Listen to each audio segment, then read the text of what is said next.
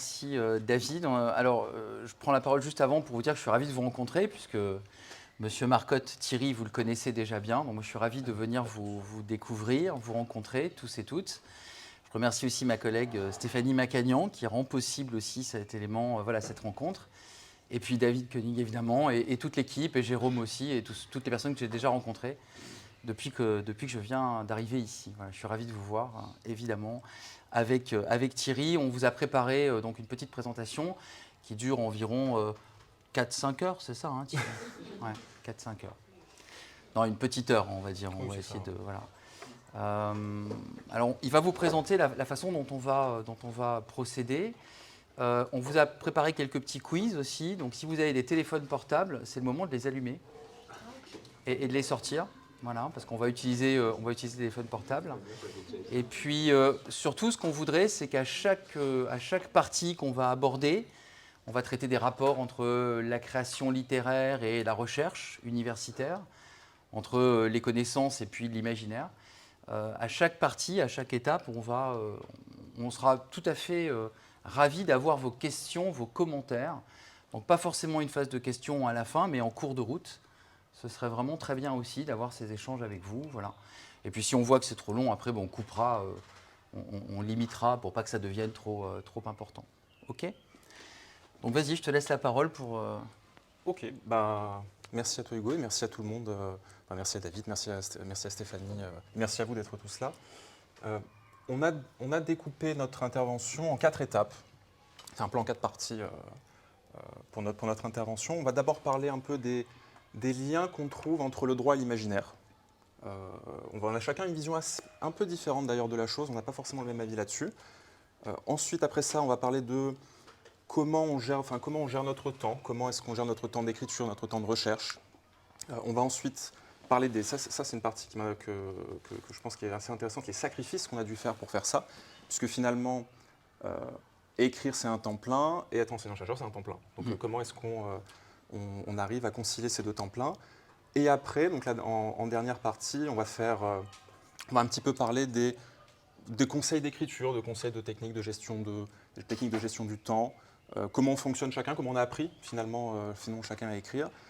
Et une petite phase aussi à la fin peut-être de conseils de lecture, moi d'apporter des trucs là-dessus. Et je pense qu'avec ça, on est pas mal. Et entre chaque phase, il ne faut pas que vous hésitiez si vous avez des questions à nous interrompre. Et d'ailleurs, on est assez souple si vous voulez qu'on fasse... Non. Ah, ça partira? Ça partira? Ok. Tiens, il y a du nom. Peut-être on le fait partir tout de suite, non? Non, on fera partir après. Ne vous inquiétez pas. Aïe. On l'a tous fait. Non mais Okay, c'est bon. On est tous enseignants. Oui, on l'a tous fait sur celui-ci. Écoutez, c'est presque parti, mais vous vous souviendrez de ce jour, grâce à ça. Voilà. Alors, vous allez vous mettre sur wooclap.com. Je suis sûr que la plupart d'entre vous, vous connaissez déjà. Wooclap, ça s'écrit wooclap.com. Wooclap.com. Et c'est parti. Hein. Voilà. Et vous allez entrer le code. Alors, c'est un code d'une grande originalité, attention. Hein. Le code, c'est, je vous le mets là, CPGE. Ça a été très, très réfléchi, c'est parce qu'on est des écrivains, c'est pour ça. 2023. Voilà. Et logiquement, si vous êtes connecté sur wooclap.com avec ce code CPGE 2023, est-ce que vous y arrivez?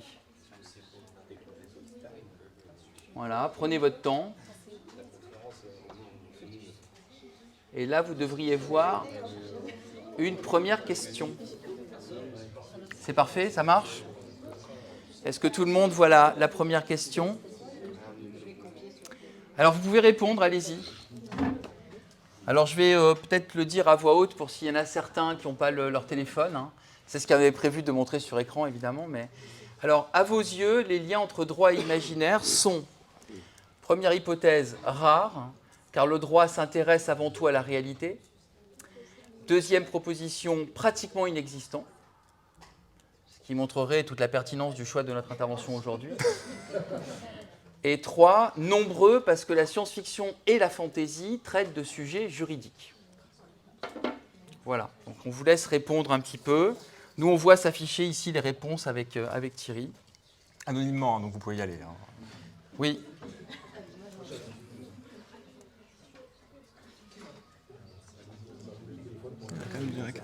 Voilà, je vais laisser encore... on a encore juste quelques secondes et on vous donne les résultats. Donc vous auriez vu les résultats sur l'écran que je viens de bousiller complètement. Vous ferez passer ça sur le compte de l'université. Hein. Ils ont plein d'argent. Hein. UCA, tellement d'argent qu'ils ne savent plus quoi en faire. Voilà. Ça dénonce. Voilà. Je vais citer personne. C'est anonyme. Ok, alors, voici les résultats à peu près, sans grande surprise évidemment. 24% d'entre vous pensent que les liens entre droit et science-fiction et entre droit et imaginaire sont rares, parce que le droit s'intéresse avant tout à la réalité. Vous êtes à peu près 24% à penser ça. 5%, ce qui est vraiment une toute petite minorité, pensent qu'il n'y en a aucun. Donc on est content d'être là pour vous montrer le contraire. Et la majorité d'entre vous, à 70% quand même, hein, ce qui est plutôt bien, pensent que des liens entre droit et imaginaire sont nombreux parce que la science-fiction, la fantasy, l'imaginaire, même le fantastique évidemment, hein, peuvent traiter ou traitent en tout cas de sujets juridiques. Alors, est-ce que tu veux commencer Alors moi, j'aurais tendance, par rapport à ce quiz-là, à répondre à la première question, c'est-à-dire que selon moi, les liens sont quand même assez ténus, assez rares entre le droit et l'imaginaire. Parce que le droit, en fait, finalement, le droit, c'est la raison, et l'imaginaire, c'est, c'est la passion, la littérature, c'est les émotions. C'est pas... Donc j'ai beaucoup plus de mal à trouver des liens directs entre le droit et l'imaginaire. Alors, il y en a quand même quelques-uns, attention, hein, sinon effectivement on ne serait pas là.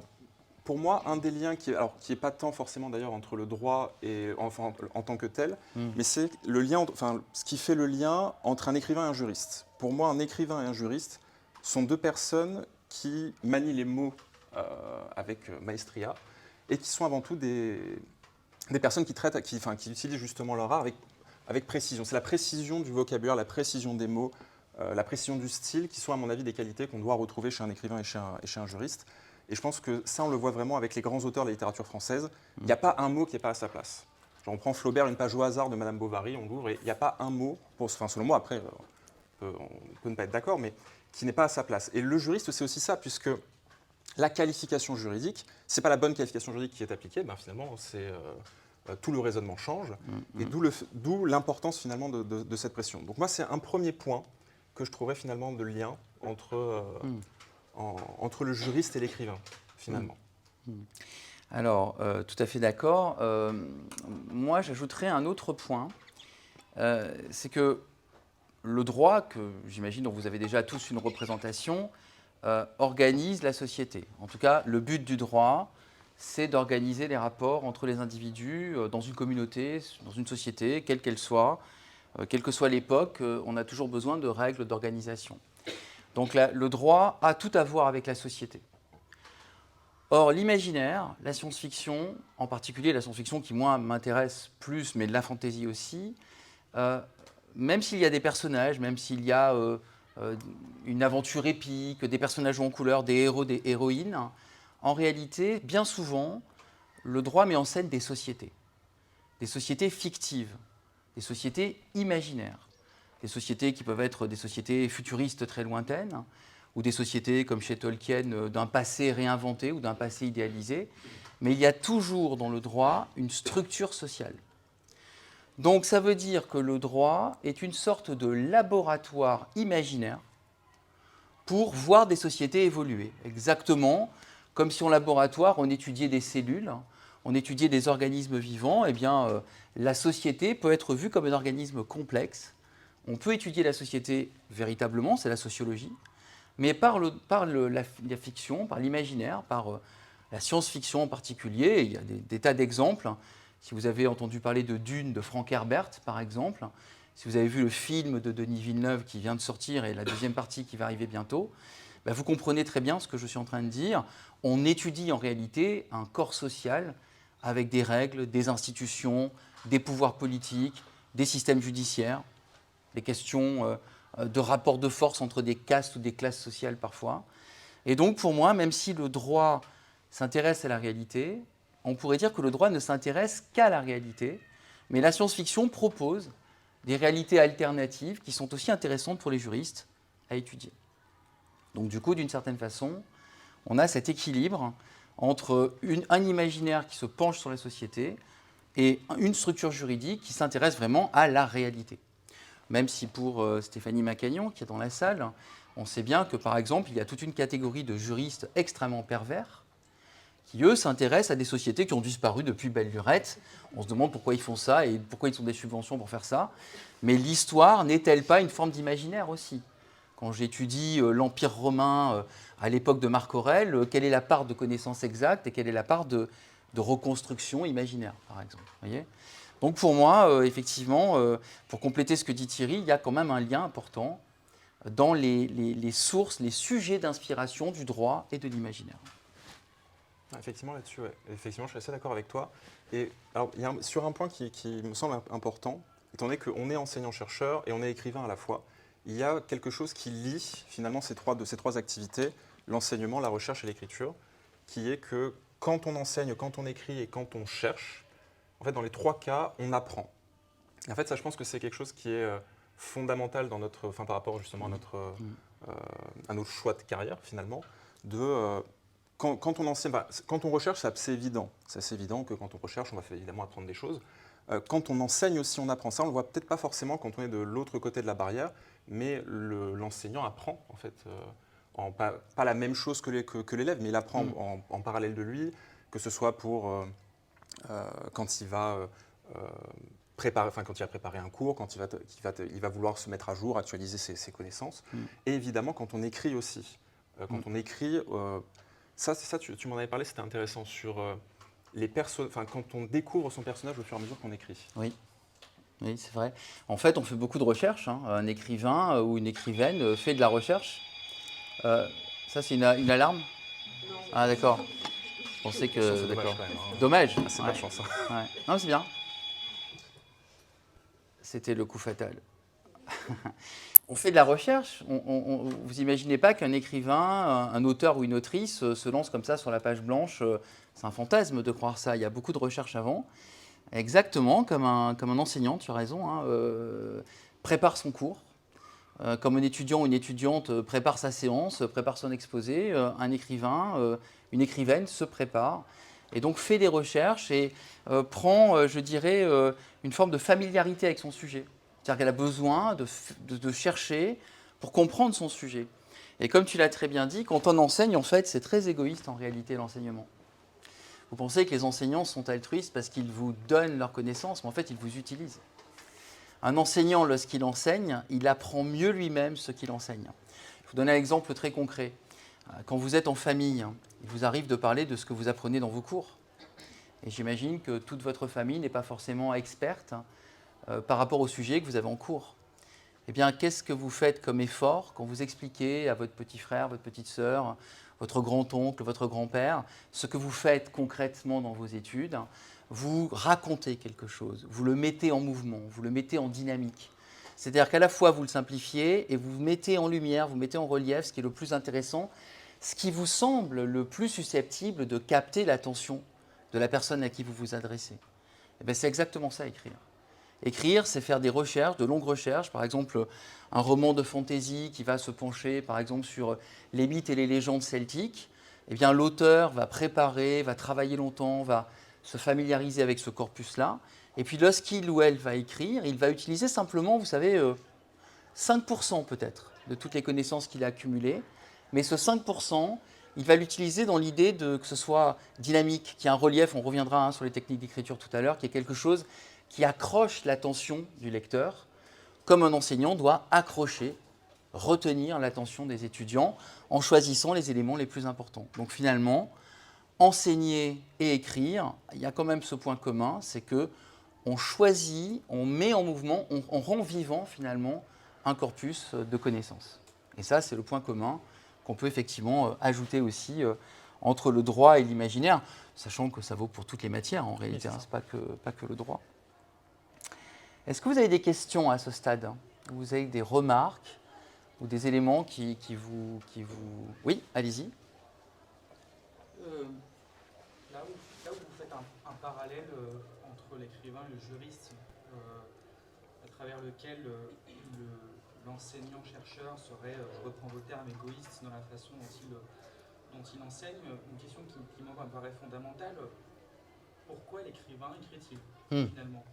Très bien, c'est une très bonne question. Ça, On va demander à Thierry. Après, je répondrai aussi, bien sûr. Oula. Pourquoi est-ce qu'on écrit? Ouais. Je pense qu'il y a une raison par écrivain. Moi, je sais que personnellement, il y a de multiples raisons qui font que j'écris. Il y a évidemment cette volonté de transmettre. Il y a, je pense, tout auteur a un penchant un peu narcissique, égoïste. Il a envie de raconter sa life. Donc, je pense qu'il y a un petit peu de ça. Après, il y a, je voulais en parler un petit peu après, mais on peut en parler maintenant. Derrière l'écriture, le processus d'écriture a quelque chose d'assez méditatif. Genre quand on se retrouve pendant 1 ou 2 heures, on est dans l'état de concentration totale et l'histoire se coule devant nos yeux. C'est vraiment des moments qui sont juste méditatifs, qui sont parfois thérapeutiques même. Enfin, c'est vraiment des... si vous n'avez jamais écrit, jamais ressenti ça, je vous conseille d'essayer pour ces moments-là. Et moi, je sais que il y a une des raisons pour laquelle j'écris, c'est celle-là. C'est ça fait du bien en fait d'écrire. Ça fait du bien, c'est bon pour soi, ça permet d'exorciser certaines pensées, ça permet vous savez ces moments où vous avez envie d'envoyer un message, je ne sais pas, à votre ex, mais un truc vraiment très violent, et le simple fait de l'écrire déjà, au moment où vous avez terminé de l'écrire, vous n'avez plus forcément envie de l'envoyer. Rien que pour ça, écrire c'est pas mal déjà. Donc faites ça avant d'envoyer un message comme ça. Une catharsis, quoi. Voilà, je pense qu'il y a un côté cathartique à l'écriture. Pas mal. Je suis assez d'accord. Alors, quand je disais égoïste, c'est évidemment du second degré, voire du troisième, mais pour moi, c'est clairement transmettre et partager.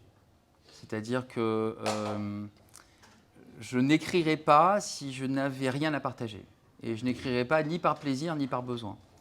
Il y a des écrivains qui ont besoin d'écrire en permanence. Et écrire, ça peut être parfois douloureux. C'est vrai que c'est pas facile. C'est comme préparer un cours, comme préparer un examen. Ça peut être un côté libératoire, mais ça a aussi un côté très... on se fait violence quand même pour écrire, se mettre. Ce matin, à 6h du matin, j'étais en train d'écrire quelque chose qu'il fallait que je termine. Il y a un côté un peu parfois ennuyeux, et voilà. Mais chaque raison, tu as raison, chaque enseignant, chaque écrivain a sa raison. Moi, c'est vraiment partager.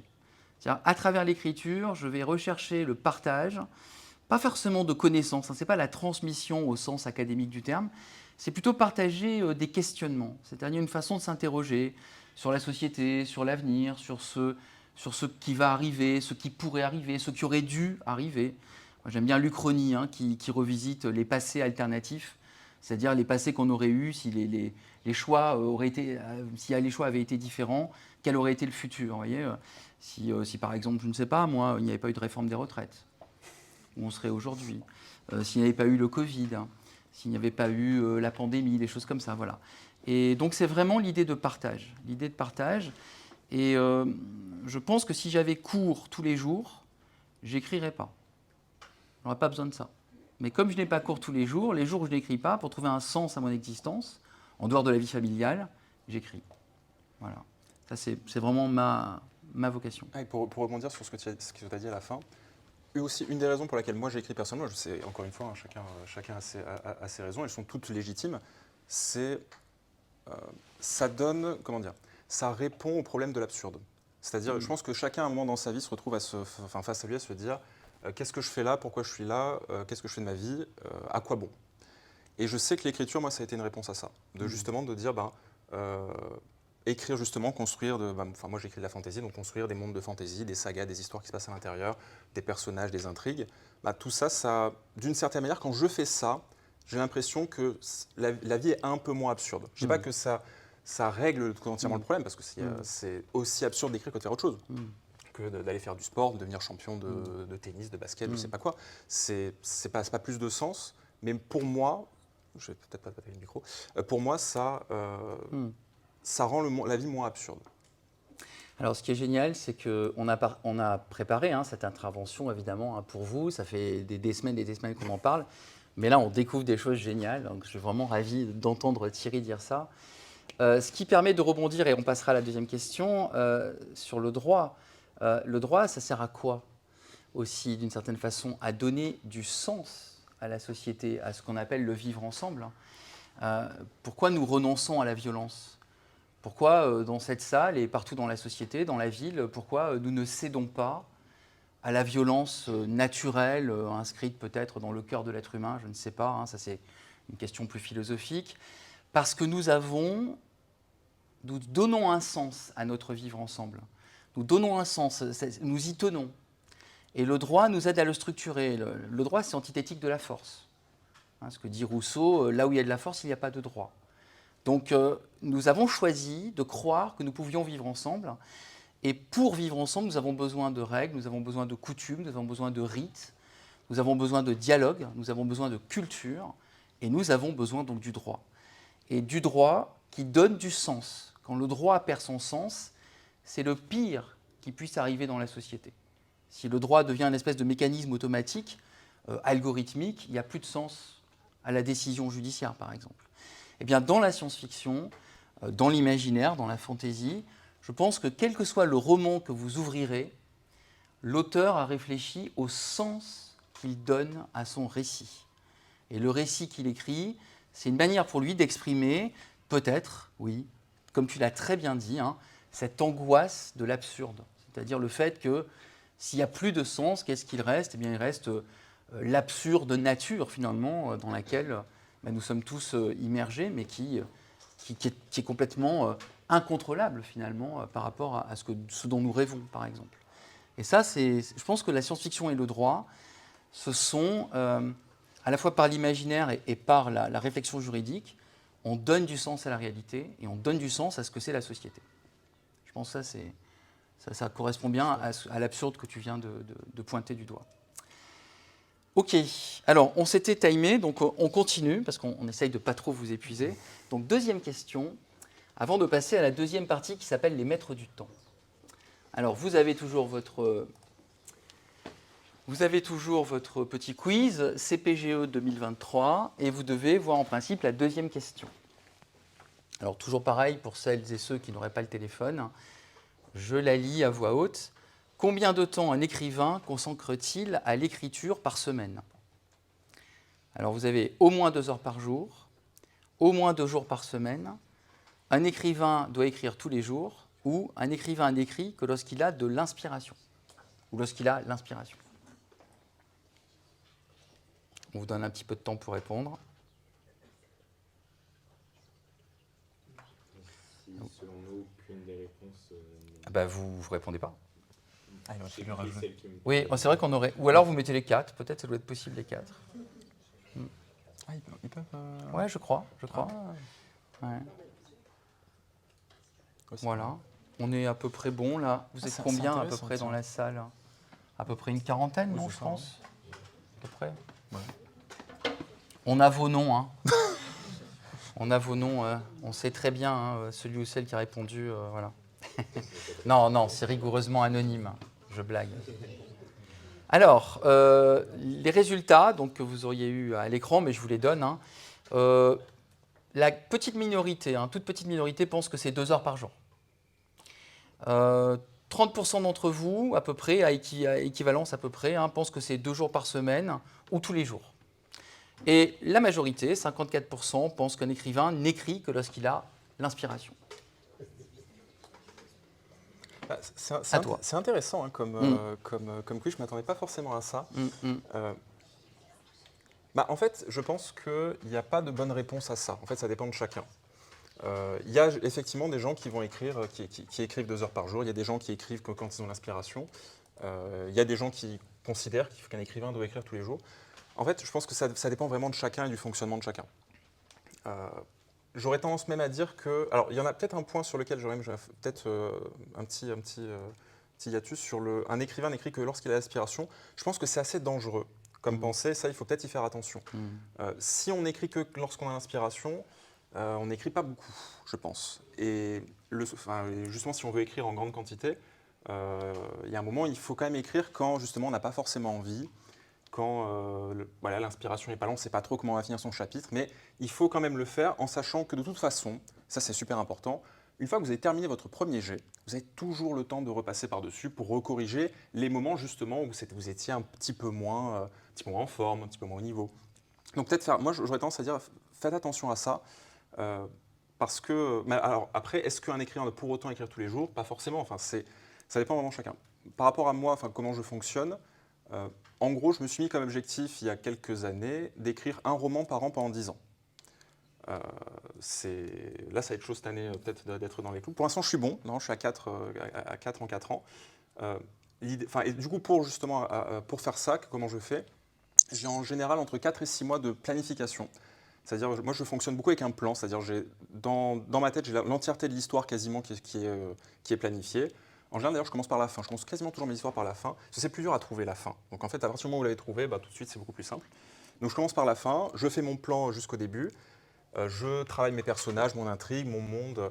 Et une fois que je sais que tout ça est bien carré, quand je sens que le bouquin est bon et qu'il est à point, entre guillemets, là, je commence une phase d'écriture qui prend entre 6 semaines et 3 mois pour un roman, un roman de la taille de Forge Sens, et ça a pris, je pense, 2 mois, ça a dû prendre à peu près. Après, dans cette phase-là, en revanche, j'ai tendance à quasiment écrire tous les jours. Bon, après, il faut trouver le temps, évidemment. C'est, en général, dans les phases pendant les vacances, c'est plus simple tout de suite que quand on a des obligations à côté. Mais j'essaie quasiment d'écrire tous les jours parce que, entre guillemets, pour sortir l'idée maintenant qu'elle est prête, quoi. Il faut que ça sorte.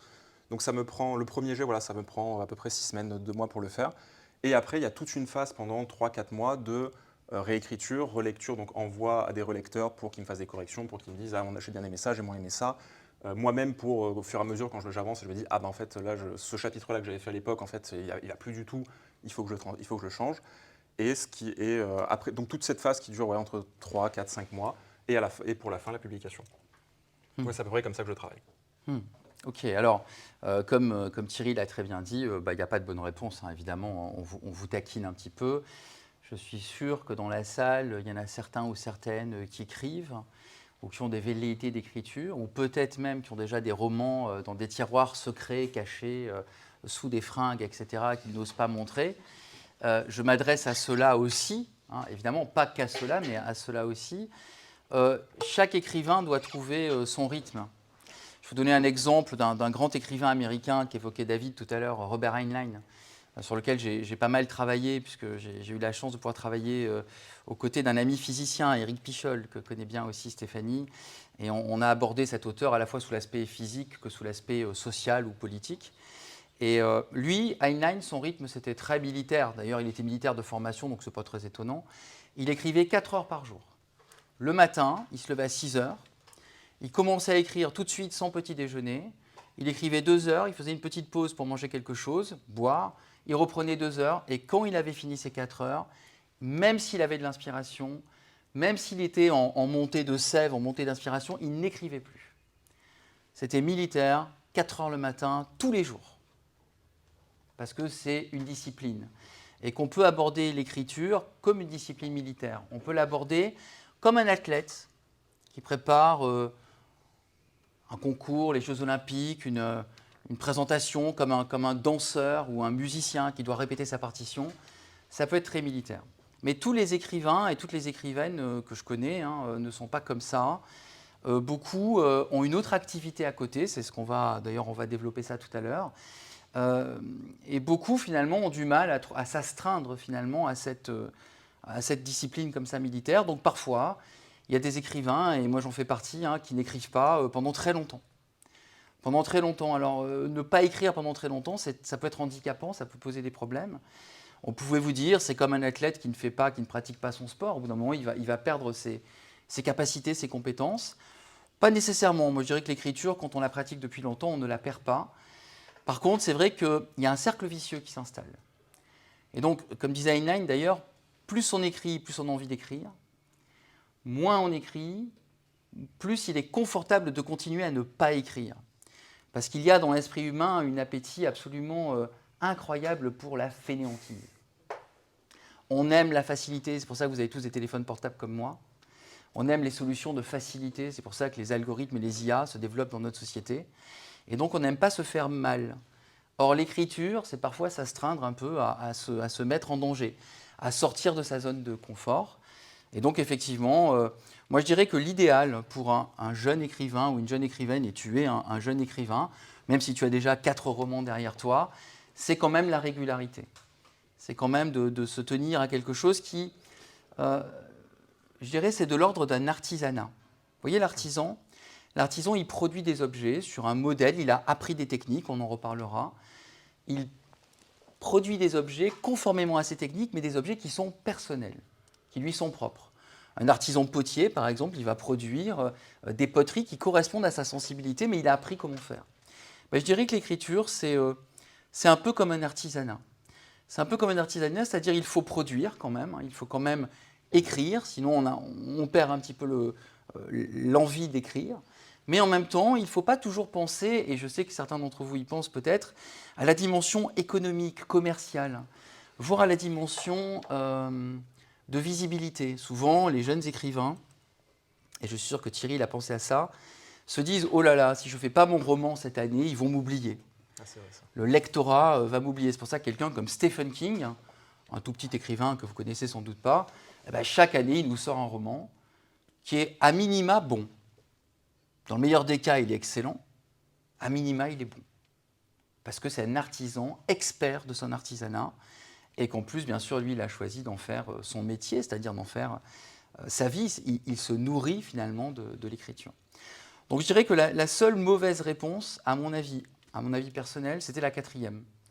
Si vous attendez d'avoir de l'inspiration, vous n'écrirez jamais. Il faut être inspiré, il faut être curieux du monde, il faut s'intéresser à ce que vous avez autour de vous. Et l'inspiration, elle viendra toujours en écrivant. En italien, s'il y a des Italiens dans la salle, on dit strada facendo. En marchant, c'est en marchant, sans forgeant qu'on devient forgeron, c'est en marchant qu'on découvre le paysage imaginaire que l'on voulait décrire. Si on ne se déplace pas, si on ne se met pas en mouvement, ben on reste au même endroit, on ne change pas de point de vue. Si moi je passe ici et devant ma feuille et que j'écris pas et je vois toujours la même fenêtre et le même paysage, je n'aurai pas d'inspiration. Si par contre je me déplace et que je me mets en danger, je commence à écrire, je vais voir des choses que je n'avais pas vues et ça va entraîner l'inspiration. Donc l'inspiration, elle vient en écrivant. Donc si vous attendez d'avoir l'inspiration, probablement, vous n'écrirez pas. Voilà.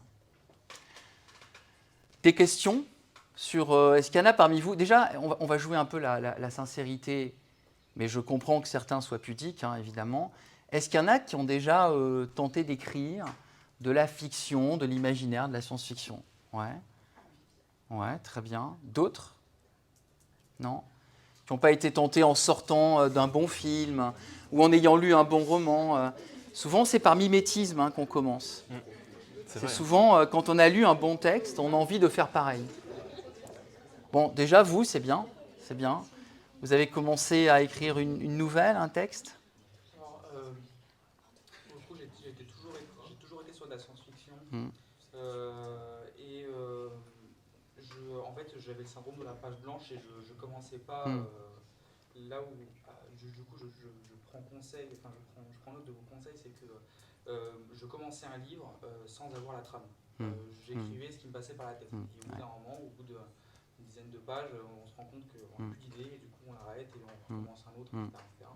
Et maintenant que j'ai la parole, je me permets de faire une petite remarque. Je ne suis pas du tout d'accord avec ce que vous dites par rapport à la continuité de la chose. Personnellement, moi, au quiz, j'ai répondu avec la réponse 4, à savoir que là où vous voyez une sorte de discipline dans la façon d'écrire, moi je le vois plutôt comme une contrainte, comme une obligation. Parfois s'imposer, alors ça peut mener à des bonnes choses, tout comme ça peut mener à des mauvaises choses, comme le dégoût par exemple, ou lorsqu'on s'impose quelque chose qu'on ne veut pas faire, en l'occurrence par exemple écrire 2 heures par jour ou 2 jours par semaine, ça peut mener à une forme effectivement de dégoût, de lassitude qui pourrait, elle, par contre, être dangereuse. Très bien, merci pour votre sincérité, c'est très important ça. Et c'est générationnel, en fait. C'est-à-dire que c'est très générationnel. C'est-à-dire que moi, je fais partie d'une génération qui n'est pas la même que la vôtre, qui n'est pas la même que celle de Thierry, où on m'a appris que la contrainte est nécessaire et qu'elle permet d'atteindre des résultats qu'on n'aurait pas obtenus sans contrainte. Et je vais même aller plus loin, je vais vous inquiéter. Évidemment, je vais tous vous inquiéter. C'est que sans contrainte, je n'écris pas. C'est-à-dire que, par exemple, les premiers textes que j'ai écrits, c'était pour des anthologies thématiques. Et ces anthologies thématiques, c'était sur des thèmes qui n'étaient pas forcément mes thèmes de prédilection. Et on me demande un texte, je dis OK. On me demande un texte qui doit faire tant de signes, hein, c'est-à-dire 40 000 signes, 50 000 signes, une dizaine de pages à peu près. Hein, et pour le mois prochain. Et là, j'écris. Et j'écris même parfois des textes qui, alors même qu'ils sont écrits sous la contrainte, au lieu de me pousser au dégoût, me révèlent ce que j'étais capable de faire et que je n'aurais pas fait sans contrainte. Mais c'est générationnel parce que je pense que l'éducation que moi j'ai reçue, c'est une éducation où sans effort on n'obtient rien.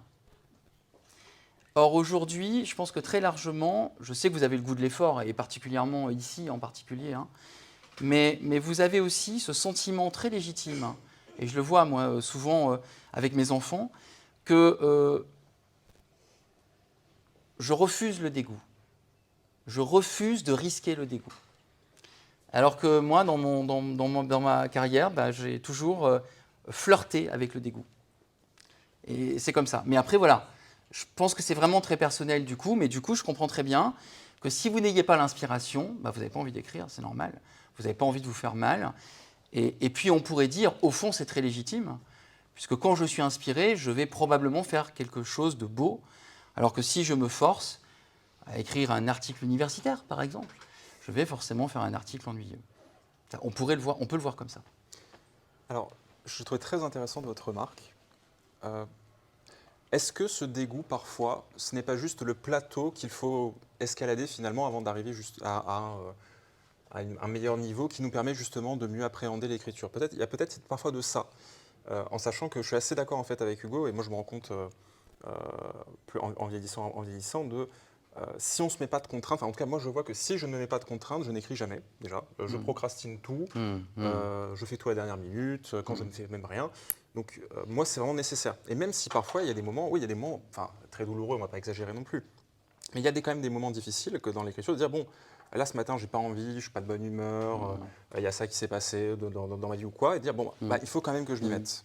Et même si je vais mettre 2 heures devant l'écran, même s'il n'y a pas un mot qui sort, c'est pas grave, mais au moins se forcer un petit peu à se remettre dans le rythme. Et pour justement peut-être, parce que est-ce que le dégoût, il ne faut pas en fait aller encore un peu plus loin, passer ce dégoût et se dire ok en fait finalement c'est pas mal, j'ai bien fait de faire ça. Je pense qu'on associe avec le sport, de se dire le sport, enfin quand on fait pas de sport et quand on commence à en faire, c'est douloureux, c'est fatigant, on voit pas vraiment de résultats, donc on se dit en fait je suis nul, pourquoi je fais ça?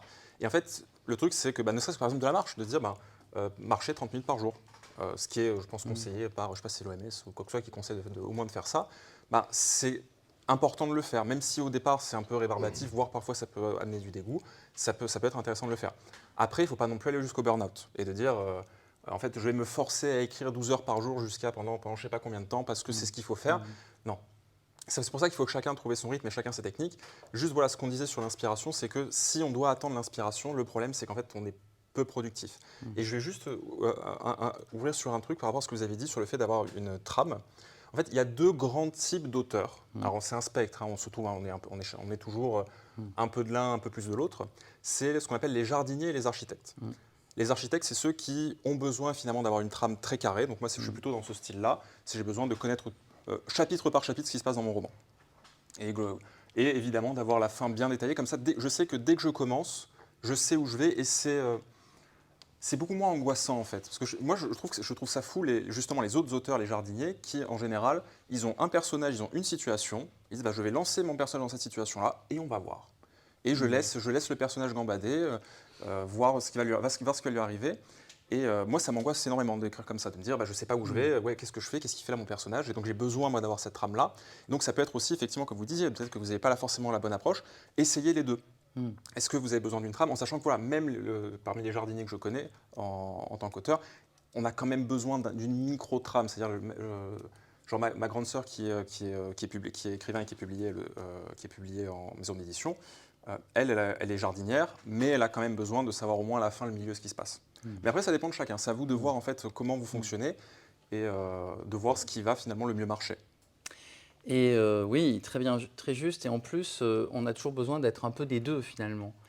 La trame, parfois on l'oublie. Hein. En fait, vous faites une trame au départ, mais en fait, en réalité, quand vous avancez dans votre récit, la trame, elle ne doit pas être un carcan, elle doit être un cadre. Par exemple, quand vous êtes en cours avec votre enseignante ou votre enseignant, la trame, c'est la durée du cours, la thématique du cours et le sujet du cours. Mais cette trame, vous la faites vivre par vos questions, par l'échange avec l'enseignant, etc. Et donc, l'enseignant ou l'enseignante, il est à l'affût de votre intérêt. Et s'il sent qu'à un moment donné, il y a une dynamique qui se crée, il va aller dans cette direction-là. Donc l'architecte n'est pas enfermé dans sa construction. Et l'architecte, il a besoin de jardins. On parle aujourd'hui de cités végétalisées. Il faut qu'un écrivain architecte, il mette des jardins dans son architecture. Et inversement, que ce soit un jardin à l'anglaise ou un jardin à la française, il faut une forme d'harmonie. En tout cas, je pense que le mot harmonie, la recherche d'une harmonie, elle est très importante. Et pour vous, parce que vous avez déjà commencé, moi, le conseil que je vous donnerai, et après on parlera des techniques d'écriture tout à l'heure, c'est allez voir de l'autre côté. Quand vous êtes arrivé au bout, que vous avez commencé, que vous avez votre personnage, que vous avez eu votre idée, au lieu de renoncer et de se dire je recommencerai du début, da capo, essayez d'aller voir un peu plus loin. Essayez d'aller voir, même si vous n'avez pas d'idée, mais essayez de décrire simplement, d'essayer quelque chose, même si ça ne vous paraît pas bon. Et parfois, comme un regard qu'on n'aurait pas, quelque chose qu'on n'aurait pas vu dans le paysage, justement, eh ben ça va s'ouvrir. Voilà. C'est vraiment le conseil que... Alors, pour conclure, et après on va passer à la troisième partie, Robert Heinlein, encore lui, avait un conseil très bon, qui paraît très bête, vous allez voir, mais qui est très intéressant et qui est très, très important. Il dit, pour être écrivain ou écrivaine, première règle, il faut écrire. Ça paraît bête, mais beaucoup de gens rêvent ou fantasment sur leur statut d'écrivain et n'écrivent pas. Donc pour être écrivain, il faut écrire. La deuxième règle, c'est la plus importante de toutes. Il faut terminer ce que l'on a commencé. Terminer ce que l'on a commencé. Et ensuite, la troisième règle, et ça c'est une règle que nous connaissons bien, il faut proposer ce que l'on a terminé, c'est-à-dire le faire lire. Si on écrit seul dans son coin et qu'on ne propose pas, on ne peut pas atteindre à ce statut d'échange, d'écrivain. Voyez ? Donc les trois règles fondamentales. 1, écrire. Ça paraît évident, mais beaucoup de gens parlent d'écriture et n'écrivent jamais rien. Ce qu'on appelle des velléitaires. 2, terminer. Quand vous avez quelque chose sous les yeux, vous avez votre stylo, votre ordinateur, etc., ça ne vous plaît pas, vous tergiversez, vous procrastinez, mais il y a un moment donné, il faut y aller. Comme quand la course est commencée, même si on est le dernier, à faire le marathon, il faut y aller. Même un cours qui se passe mal, on n'a pas pu faire ce qu'on voulait, il faut quand même le terminer parce que l'heure, elle n'est pas terminée. Donc on doit terminer ce que l'on commence. Et après, bien sûr, il faut avoir le courage de se mettre en danger et de le proposer. Ouais. Il y avait une question, je crois, là, il me semble, là, voilà. Et après, on vous... Ouais. Vous parliez du côté commercial, de la publication, etc. Vous considérez que c'est plus compliqué de trouver une maison d'édition et d'être publié en touchant au genre de la fantasy et de la science-fiction? Très bonne question. Tu vas ou... Vas-y. Alors, j'ai l'impression qu'en France, même si c'est un peu moins le cas ces dernières années, mais que la science-fiction et la fantasy, peut-être même plus la fantasy encore, c'est assez mal vu en France. Je pense qu'on est un peu trop pédant. Alors, on a effectivement en France peut-être la plus grande littérature du monde. C'est pas être chauvin de dire ça. Hein. Bon, voilà, on a Flaubert, on a Proust, on a Balzac. J'ai envie de dire, ils ont qui Dostoïevski, c'est qui ces gens-là, quoi. Donc, je pense que, je ne sais pas si c'est ça d'ailleurs, mais j'ai l'impression qu'il y a un peu pas un rejet, mais on se dit, la fantasy, c'est pour les enfants. C'est pas vraiment sérieux. C'est du divertissement, c'est pas de l'art. Parce qu'il y a l'art, il y a le divertissement. Et je pense que c'est un peu dommage du coup qu'on ait. Moi, j'ai la sensation, encore un peu aujourd'hui, mais c'est vrai que je pense que c'était pire il y a quelques années. Il y a encore un peu cette idée-là qui fait que je sais pas d'ailleurs s'il y a beaucoup d'auteurs de SF fantasy qui arrivent à vivre que de ça en France. Je sais même pas si Damasio, en fait, il arrive à vivre de ça aujourd'hui. parce que il y a pas, quand on compare par exemple évidemment au marché anglo-saxon, si vous percez sur le marché anglo-saxon, vous touchez le monde entier. Bien sûr. J.K. Rowling, c'est ça. Bien sûr. Je vais parler un peu après de Brandon Sanderson, il a récolté 35 millions de dollars en faisant un Kickstarter. On lui proposait ses 4 prochains romans en Kickstarter. Il a fait le plus grand Kickstarter de tous les temps. 35 millions de dollars, c'est impensable en France d'arriver à toucher tout cet argent-là, je pense, dans l'écriture. Mais je pense qu'on y parle là aussi du fait que on ne pense pas qu'il faut écrire ni pour la gloire ni pour l'argent. Que si ça vient, tant mieux, mais il y a peu de chances que ça arrive, et il vaut mieux écrire pour des raisons plus solides, avoir une motivation plus solide ou une discipline, on en parlait un petit peu avant. Et donc moi j'ai tendance à dire que oui, après peut-être que ça va changer ces prochaines années sur la SF Fantasy, justement avec Netflix qui met en avant de plus en plus des séries de SF Fantasy, je sais pas.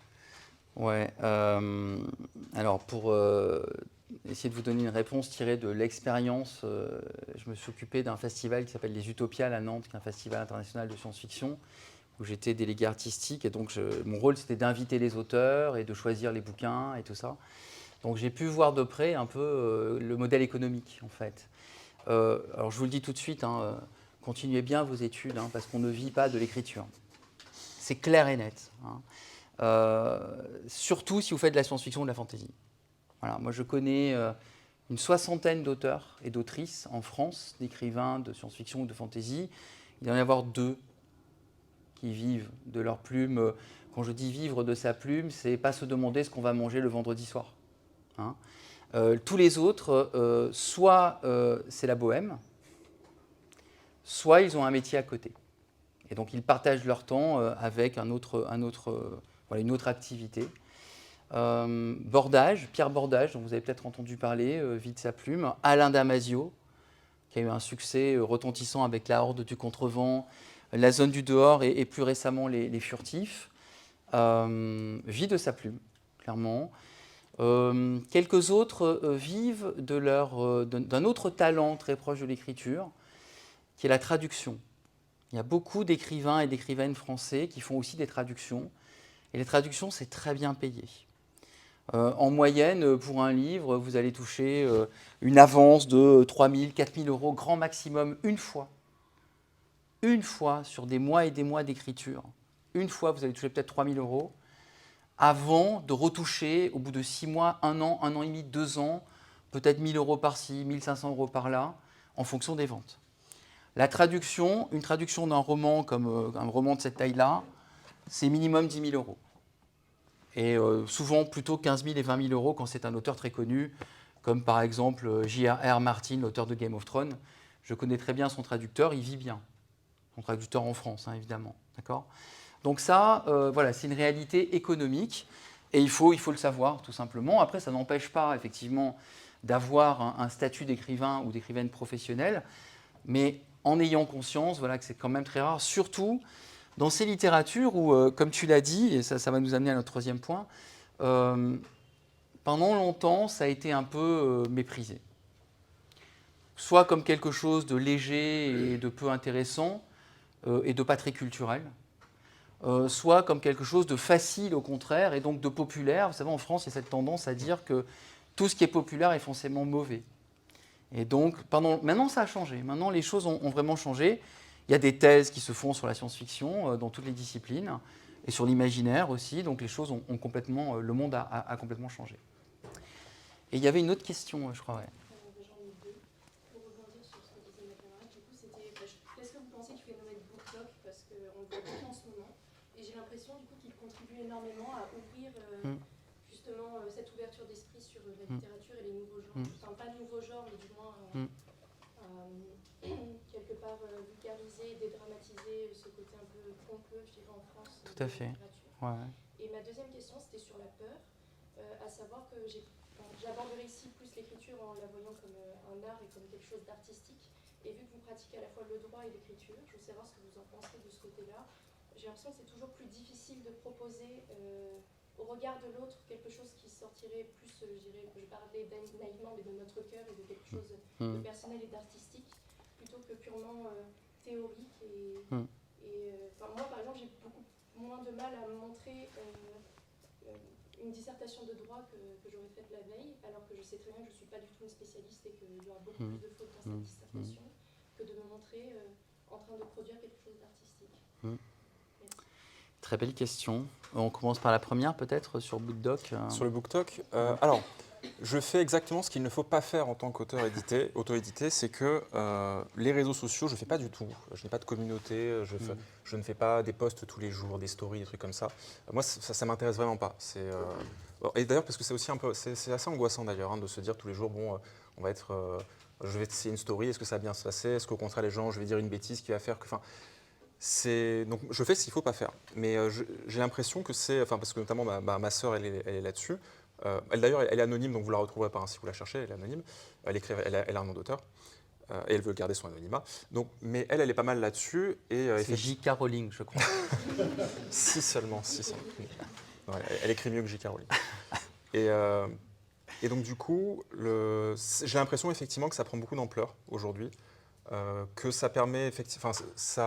Je sais pas à peu près combien de personnes ça touche, que ce soit le Bookstagram ou le BookTok, mais il y a vraiment pas mal de gens qui sont dessus, énormément d'auteurs, voire tous les auteurs qui sont dessus, sauf les marginaux comme moi. Je sais, en fait, voilà. Mais est-ce qu'on est sur quelque chose finalement en vase clos, qui est juste en fait les gens entre eux qui vont parler de ça? Est-ce que ça a vraiment une influence sur le reste finalement des gens, des utilisateurs des réseaux sociaux? Je ne sais pas vraiment. J'ai pas assez étudié ce sujet-là.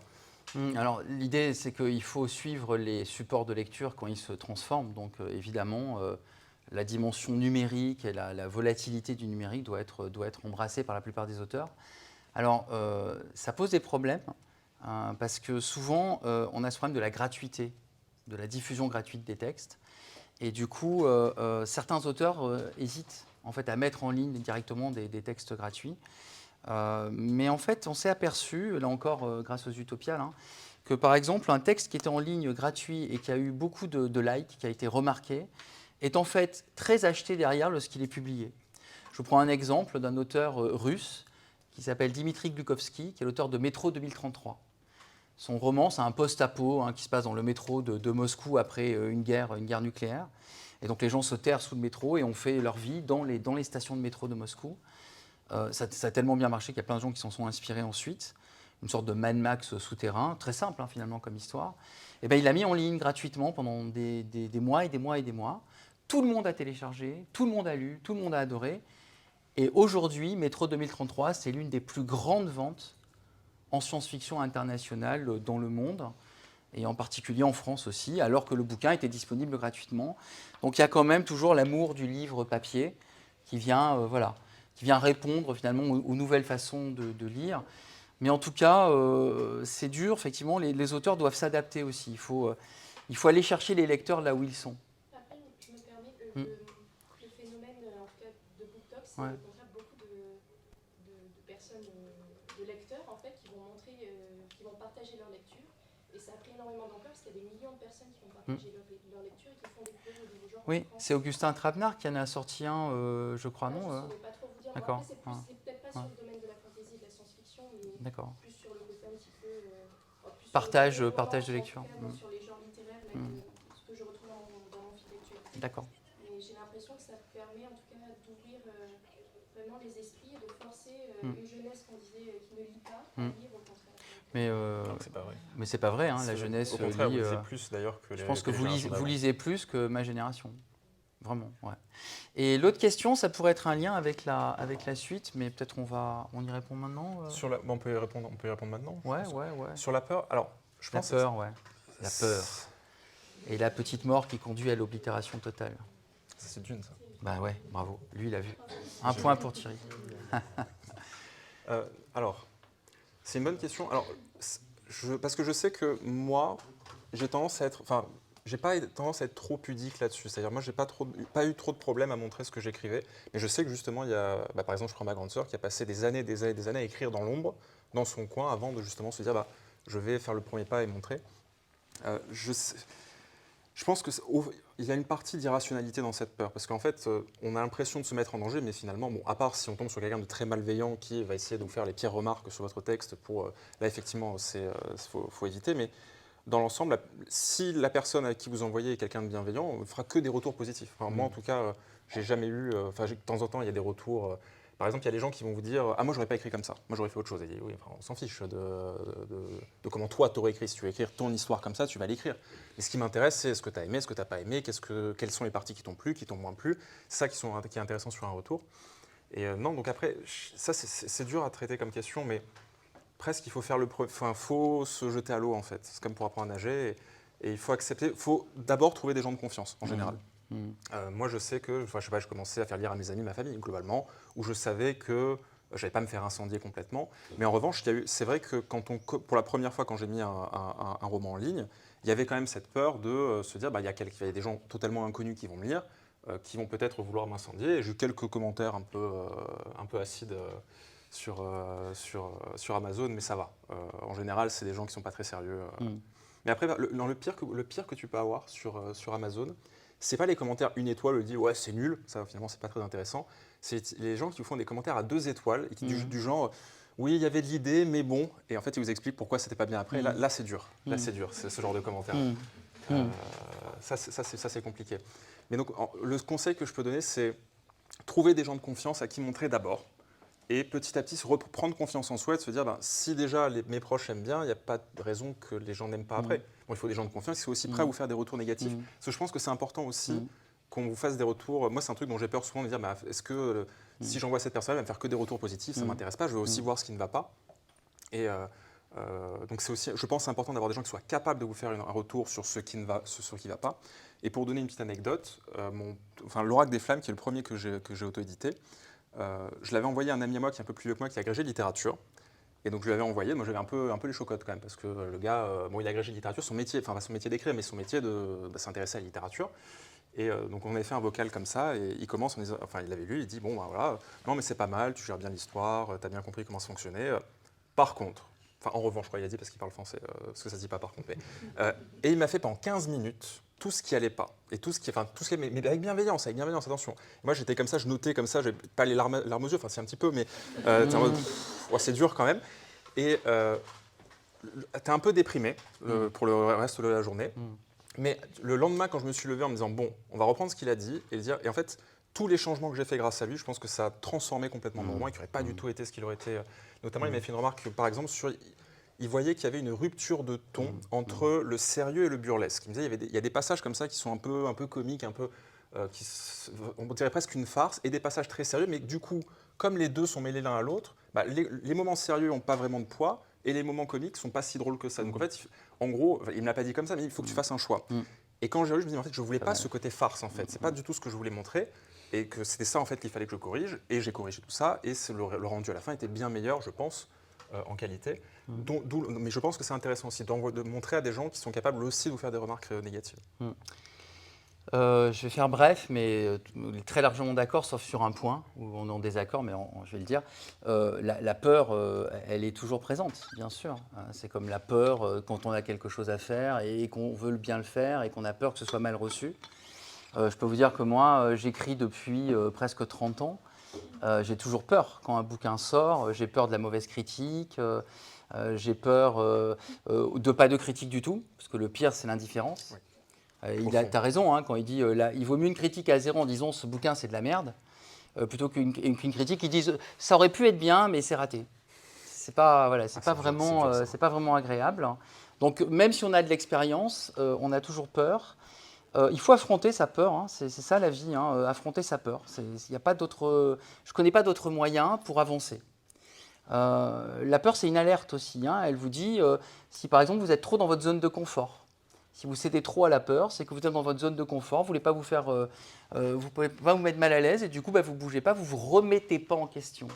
Et vous devez toujours vous remettre en question, même quand on a un parcours et qu'on a eu des récompenses, des prix, des reconnaissances, il faut toujours se remettre en question, sinon on finit toujours par rester sur là où on se trouve, on reste au même endroit. C'est la métaphore de la fenêtre tout à l'heure. Par contre, très brièvement, je ne suis pas d'accord avec toi sur un point, c'est que je pense qu'il ne faut pas faire lire à sa famille. Il n'y a pas pire que la famille. Il n'y a pas pire que la famille. La famille, c'est pour vous aimer. La famille, elle est là pour faire autre chose que vous flatter l'ego ou dire que ce que vous faites, c'est bien. Votre famille, elle vous aime, que vous réussissiez ou que vous échouiez. Que vous fassiez avocat international d'affaires ou simplement un autre métier moins glorieux. Que vous soyez heureux dans votre couple ou malheureux dans votre couple, votre famille, elle est là. Et donc, il ne faut pas aller chercher, à mon humble avis, des justifications émotionnelles dans la famille. Les émotions, c'est très important, et j'ai bien entendu. Et moi, j'écris avec le cœur, pas avec l'esprit. Contrairement aux apparents, j'écris avec le cœur. Et donc, j'ai besoin de ce retour-là, mais il faut faire appel à des pairs. Les pairs sont ceux qui font la même chose que vous. Vos confrères, vos consoeurs, ceux qui écrivent comme vous. C'est à eux qu'il faut faire lire et il faut leur faire confiance. Et quand tu vas voir ce professeur agrégé, ça, c'est ce qu'il faut faire. Parce que lui, il lit énormément. Quand on va voir qu'on a des lecteurs professionnels, on a des lecteurs qui sont habitués à vous suivre et qui n'ont pas peur de vous dire ce qui fait mal. La famille, la plupart du temps, ne vous dira pas ce qui fait mal. Moi, je me rappelle, anecdote pour anecdote, la première rencontre avec Thomas D, qui était mon premier éditeur. Première version, parce qu'on fait toujours plusieurs versions d'un roman en général. Première version, j'avais écrit un début d'utopie qui s'appelait La Cité du Soleil, qui ensuite a été publié après correction. Je lui rends le document, il le lit, il me rappelle, il me dit « Hugo, écoute, je n'ai jamais rien lu d'aussi ennuyeux. D'ailleurs, j'ai un titre à te suggérer, tu devrais l'appeler La Cité du Sommeil. » Il raccroche. Là, je me suis mis un peu tranquille, en position fétale. Vous voyez la position fétale? En PLS, comme ça. Dit bon, je vais crever là. En plus, ma carrière universitaire n'est pas non plus exceptionnelle. Donc finalement, je vais peut-être me jeter par la fenêtre. Mais non, parce qu'il y avait qui? Il y avait mon épouse, il y avait ma famille, il y avait mes potes. Mes potes m'ont dit, mais qu'est-ce que t'en as à foutre? C'est un con, tant pis pour lui. Et ça aide à se remettre en selle. Et puis après, on se dit, ah non, effectivement, c'est important. Il a raison. Donc, je me remets en cause. Donc moi, voilà, le conseil que je vous donnerais, c'est, si ça vous amuse de faire lire à vos proches, faites, mais méfiez-vous de leur avis. Alors, juste une petite remarque par rapport à ça. C'est vrai, je suis d'accord avec toi qu'il faut se méfier parce qu'évidemment, il y a plus de... Je sais pas, quand je fais lire à ma mère, elle n'a pas beaucoup de remarques négatives sur mes romans.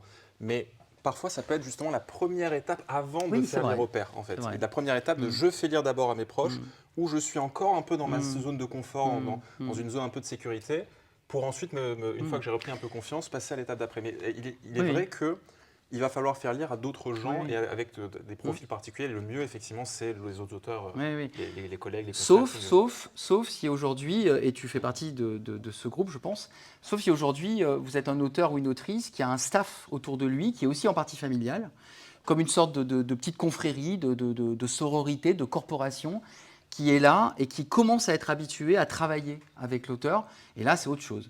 C'est comme une entreprise familiale. Ça devient quelque chose de familial, mais aussi de professionnel. Moi dans mon parcours, il n'y avait pas cette dimension-là. Oui. Oui, j'ai une question. Peut-être vous allez y répondre ensuite. Peut-être ça empêche d'avancer encore plus. Mais depuis que c'est pas grave. J'ai quand même cette question qui me taraude. Vous pourriez écrire des romans historiques, de la poésie expérimentale, des polars. Donc, j'aimerais savoir, ok, mais alors pourquoi de la SF, pourquoi de la fantaisie, et qu'est-ce que c'est pour vous? Qu'est-ce que représente la SF? Qu'est-ce qu'elle permet? Qu'est-ce que c'est que la fantaisie? Qu'est-ce qu'elle permet? Voilà, c'est ça. Peut-être vous en parlez tout à l'heure. Ah non, mais on y va. On n'est pas obligé de suivre. Vous voyez, l'architecte peut abandonner son plan. C'est vrai. Et le jardinier... Tu commences? Allez, je commence, d'accord. Alors, c'est vrai qu'on aurait dû parler de ça au départ. De la spécificité de la SF. C'est vrai. Je préférerais que vous mettiez 0 étoile, ce serait plus... D'ailleurs, les éditeurs, ils disent toujours une critique à 0 étoile, c'est beaucoup mieux parce que les gens se disent mais pourquoi il est si méchant, je vais voir. Alors qu'à 2 étoiles, ils disent... ils disent il a probablement raison. Alors pour moi, je l'ai dit en filigrane, mais c'est vrai que je ne l'ai pas dit clairement. J'aime la littérature, je lis tout type de romans, j'aime bien les classiques, j'aime bien les auteurs antiques en particulier, de par mon profil, historien du droit. Mais j'écris de la science-fiction et pas de la fantaisie ou très peu de fantaisie, pour une raison bien simple, c'est que la science-fiction traite des changements de la société. Et c'est ça que je veux dire, c'est ça que je veux exprimer, c'est ça qui m'intéresse. Donc la science-fiction, c'est la littérature qui n'est, ce qu'on dit dans le milieu de la science-fiction, c'est qu'elle n'est pas mimétique. C'est-à-dire qu'au lieu de reproduire le monde dans lequel vous êtes, puisque ça c'est une littérature, on dit littérature blanche ou générale, littérature mimétique, vous n'avez aucun effort à faire dans la littérature mimétique, puisque tout l'environnement des personnages, vous le connaissez très bien, c'est le vôtre. Moi, ce que j'aime dans la science-fiction, c'est qu'elle permet de faire, comme l'utopie, un pas de côté. C'est-à-dire de sortir de nos représentations habituelles pour penser les relations sociales autrement. Ce que je veux, c'est briser les certitudes. C'est-à-dire, par exemple, vous êtes tous convaincus que la démocratie, c'est le meilleur des régimes.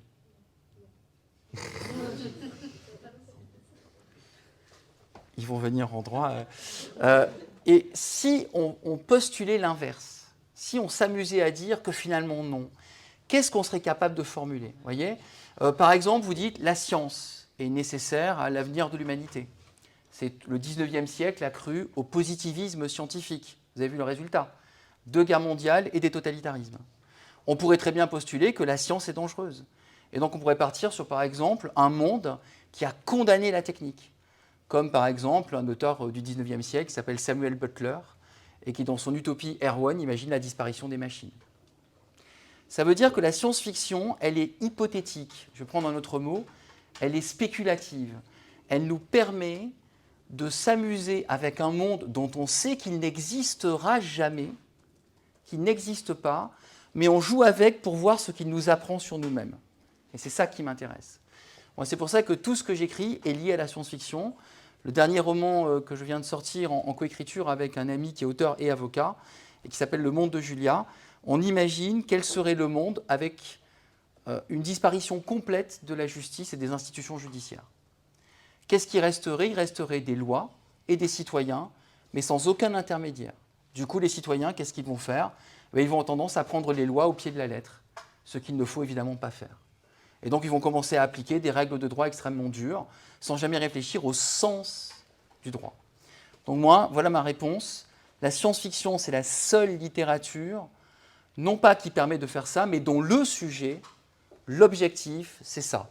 C'est de jouer avec nos représentations de la société, de nous mettre en danger, et du coup, de nous débarrasser de nos certitudes.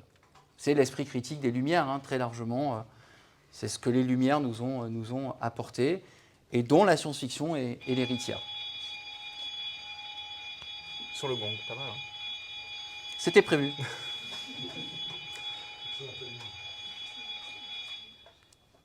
Alors, pourquoi la fantaisie ? Je pense que une des grandes, enfin, avec du recul, j'ai été déterminé en fait à faire de la fantaisie. Genre vers l'âge de 8-9 ans, ma mère, qui était une grande joueuse de rôle, nous a fait découvrir ma grande sœur et moi le jeu de rôle via Donjons et Dragons, qui est un jeu de rôle d'Heroic Fantasy que peut-être certains connaissent. C'est bien, Donjons et Dragons. C'est vachement bien. Et du coup, donc moi, très bien, enfin, quand on montre à un enfant Donjons et Dragons, c'est terminé, vous savez qu'il va être happé, enfin, la plupart, enfin, en tout cas, moi, ça a été comme ça avec ma sœur. On s'est mis à jouer tous les deux avec des amis, et enfin, très rapidement, c'est moi qui ai pris la place du maître de jeu, celui qui, du coup, prépare les séances, prépare les scénarios, fait jouer les joueurs, incarne les personnages non-joueurs, les antagonistes. Et en fait, je me suis rendu compte que je trouvais énormément de choses positives là-dedans. Ça me faisait du bien. J'aimais bien justement réfléchir à ces histoires, réfléchir à ces mondes, les mettre en place, etc. Mais rapidement, je me suis rendu compte que le souci qu'il y a avec le jeu de rôle, c'est que c'est un art. C'est pas un souci. C'est que c'est un art participatif, le jeu de rôle. C'est-à-dire, en fait, on construit l'histoire ensemble. On a toujours prévu un scénario bien ficelé, on se dit, OK, ils vont peut-être faire ça, et les joueurs qui décident de dire, en fait, on va pas du tout aller par là, on va faire complètement autre chose, démerde-toi. Et ces moments qui sont arrivés, c'est toujours très amusant d'ailleurs, les moments où tes joueurs te prennent complètement à revers et tu es obligé justement de faire fonctionner ton imagination, essayer de trouver des parades. En plus de ça, en fait, en parallèle de la découverte du jeu de rôle, c'est là où en fait, mes premiers pas finalement dans la littérature, ça a été par la littérature fantasy. Ça a été par les Dragonlance de Weiss Aikman. Ça a été David Gemmell, ça a été Jonathan Stroud, c'est un peu plus du contemporain, mais enfin, les lectures que j'aimais beaucoup, Pierre Bottero aussi, c'était de la littérature fantasy. Donc ce que j'aimais lire, c'était de la fantasy. Ce que j'aimais faire dans mon temps libre de jouer, c'était de la fantasy. En fait, du coup, j'étais déterminé en fait à écrire de la fantasy finalement, en sachant que je trouve que la fantasy a un avantage en fait par rapport à la littérature contemporaine, la littérature blanche. Que l'avantage que ça a, c'est que en fantasy, on peut s'extraire en fait de certains codes sociaux. Notamment, on peut, je dis n'importe quoi, je veux raconter l'histoire d'un immigré tunisien qui arrive à Paris dans les années 70. Bah, je suis tenu par le monde réel et pas en fait, par justement toute l'histoire sociale en fait de la personne, même l'histoire sociale de Paris. Et donc c'est énormément de contraintes qui parfois justement peut être gênantes et oblige aussi l'auteur à beaucoup de recherches, à être quand même pour pouvoir montrer quelque chose d'authentique, de faire énormément de recherches et d'être tenu par ça. L'avantage de la fantasy, c'est que du coup, on peut choisir finalement les sociétés qu'on crée, on peut choisir justement les déterminants sociaux qui vont toucher nos personnages, et on peut même amplifier certains thèmes qu'on veut étudier. Exemple comme ça, mais admettons que je veuille traiter du mariage ou du couple. Et je dis que dans mon monde de fantasy, lorsque deux personnes se marient, elles gagnent des pouvoirs magiques, X ou Y, et plus le mariage se passe bien, plus leurs pouvoirs magiques sont grands. Ça a l'air un peu... on dit, oui, c'est la magie, c'est un peu... Mais en fait, en traitant de ça, finalement, je traite du couple, je traite des problèmes, des relations en général, et par la fantaisie, je peux mettre en exergue certains points que je ne pourrais pas faire, enfin, je peux toujours faire, mais qui seraient peut-être plus difficiles ou qui seraient différents en littérature contemporaine. Et moi, c'est ça que j'aime bien avec la fantaisie, c'est parce qu'avant tout, et ça je pense que c'est important même pour la SF, je crois que tu l'as dit tout à l'heure, mais en SF, en fantasy, on parle de l'humain. Genre, c'est pas... En fait, les dragons, les robots, les vaisseaux spatiaux, les sabres laser, tout ça, en fait, c'est un vernis qu'on met par-dessus. Mais avant tout, on parle de l'humain. Et la fantasy et la SF peuvent permettre justement de mettre en avant, de souligner certains domaines de l'existence humaine. Je pense que ça peut permettre ça. Et du coup, oui, pourquoi ne pas faire autre chose en fait? Pourquoi ne pas faire que de la fantasy et de la SF? Ouais.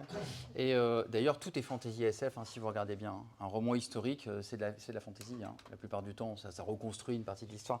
Mais ça peut vous paraître bizarre qu'on vous dise que le but de la science-fiction et de la fantasy, c'est l'humain, alors que vous pourriez penser que la littérature générale, c'est l'humain. En fait, la réponse, c'est bien sûr, c'est toujours l'humain.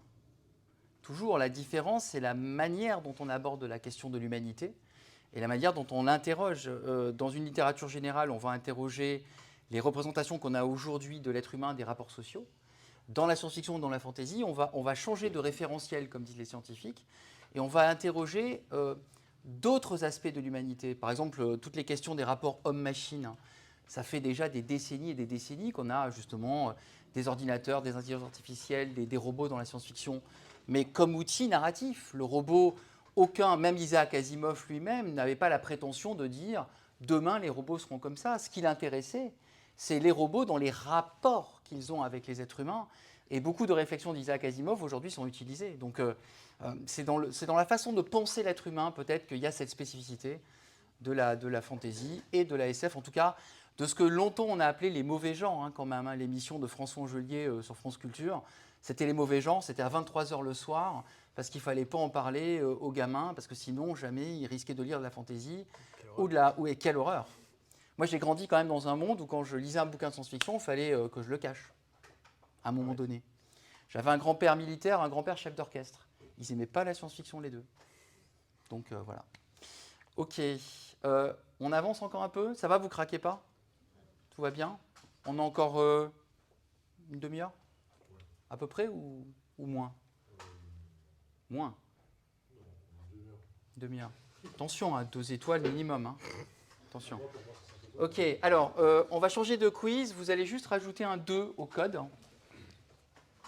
Donc, c'est 2000. Donc, du coup, vous voyez, on est passé de 2023 à 20 232. C'est la science-fiction. On n'est pas très bon en maths. Une petite annonce quand même. Pour ceux qui ont un train, évidemment, vous pourrez vous sortir de la salle tranquillement. Bon train. Eh oui, bien sûr. C'est bon? Alors, j'affiche. Donc, le code, c'est CPGE 20 232. Donc, on a fait un bond dans le temps. Hein. Alors, très bon, hein. Troisième question. Avant-dernière.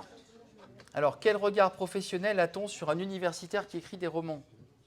Alors, ses collègues sont généralement admiratifs. 2, on le soupçonne de ne pas consacrer assez de temps à la recherche. 3, son activité d'écriture est mal vue et peut être source de problèmes. 4, en général, il devient doyen, voire président. On n'a pas précisé quel président. On n'a pas précisé quel président. Donc allez-y, on vous laisse répondre. Il faut cliquer là peut-être? Oui. Ouais.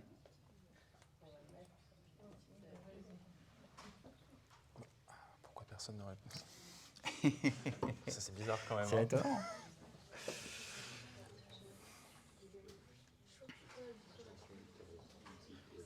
Il y a des comiques. Il y a des comiques. Hein, Oui, oui.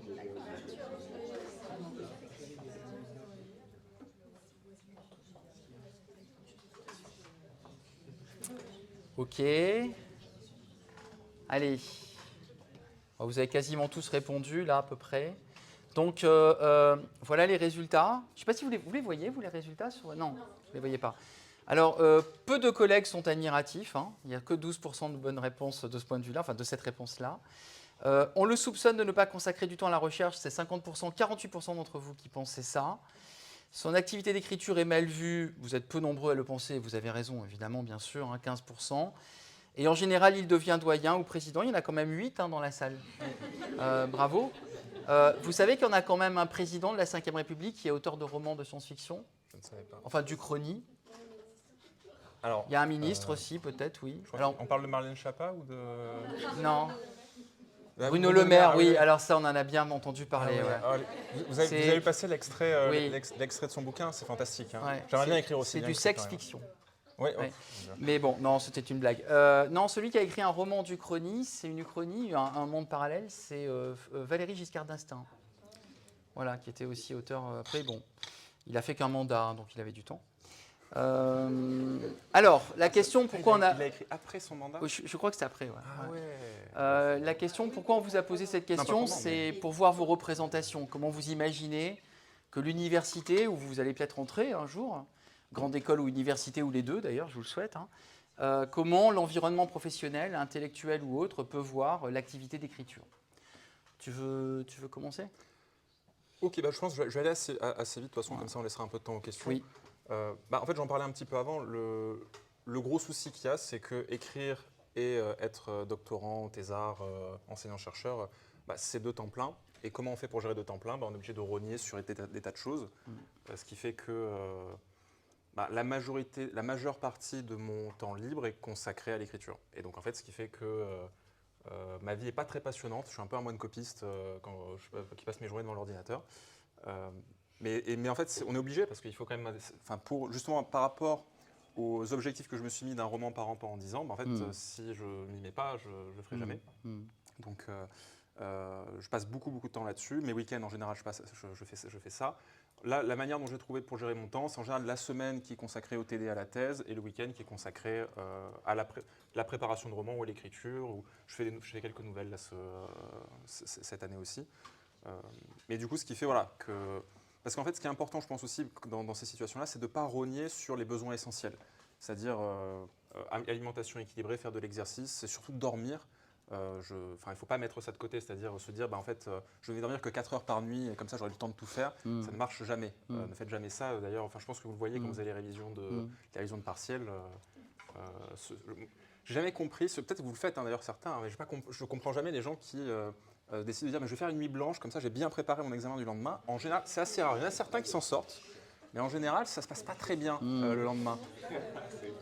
Voilà, c'est quand même. Mais je pense que c'est important. Et du coup, moi, ça m'oblige aussi à une certaine discipline, dans le sens que il faut quand même que j'arrive à bien gérer mon temps, donc j'ai un emploi du temps assez carré. Et mettre de côté certains passe-temps qui sont trop chronophages. Genre, je lis moins, je joue moins aux jeux vidéo, je vois moins mes potes. Bon, je vois quand même un petit peu parce que je ne suis pas idiot non plus, il faut quand même un peu de relations sociales. Mais c'est pas mal de sacrifices là-dessus parce qu'il n'y a que 24 heures dans une journée, il faut faire 2 choses différentes. Oui, pareil. Alors, je vais jouer au vieux. Hein. Quand j'ai commencé, moi, à faire de la science-fiction, et avant d'être recruté, donc quand j'étais doctorant, la première remarque que j'ai eue, c'était une remarque de mes collègues en fait, doctorants à Aix-en-Provence, qui me disaient « Ah bon, tu as le temps de faire ça, toi ?» Sous-entendu, tu ne prends pas ta thèse au sérieux, quand on a une thèse à faire, on n'écrit pas, mais c'était au siècle dernier, hein, je vous rassure. Je dirais qu'aujourd'hui, le rapport entre la création littéraire et le monde universitaire, il s'est infiniment amélioré. C'est-à-dire qu'aujourd'hui, c'est tout à fait accepté et même, je dirais, parfois valorisé. dans le sens où certains des collègues avec qui je travaille sont parfaitement heureux de savoir que j'écris ou que j'ai des activités à côté. C'était pas vrai il y a quelque temps.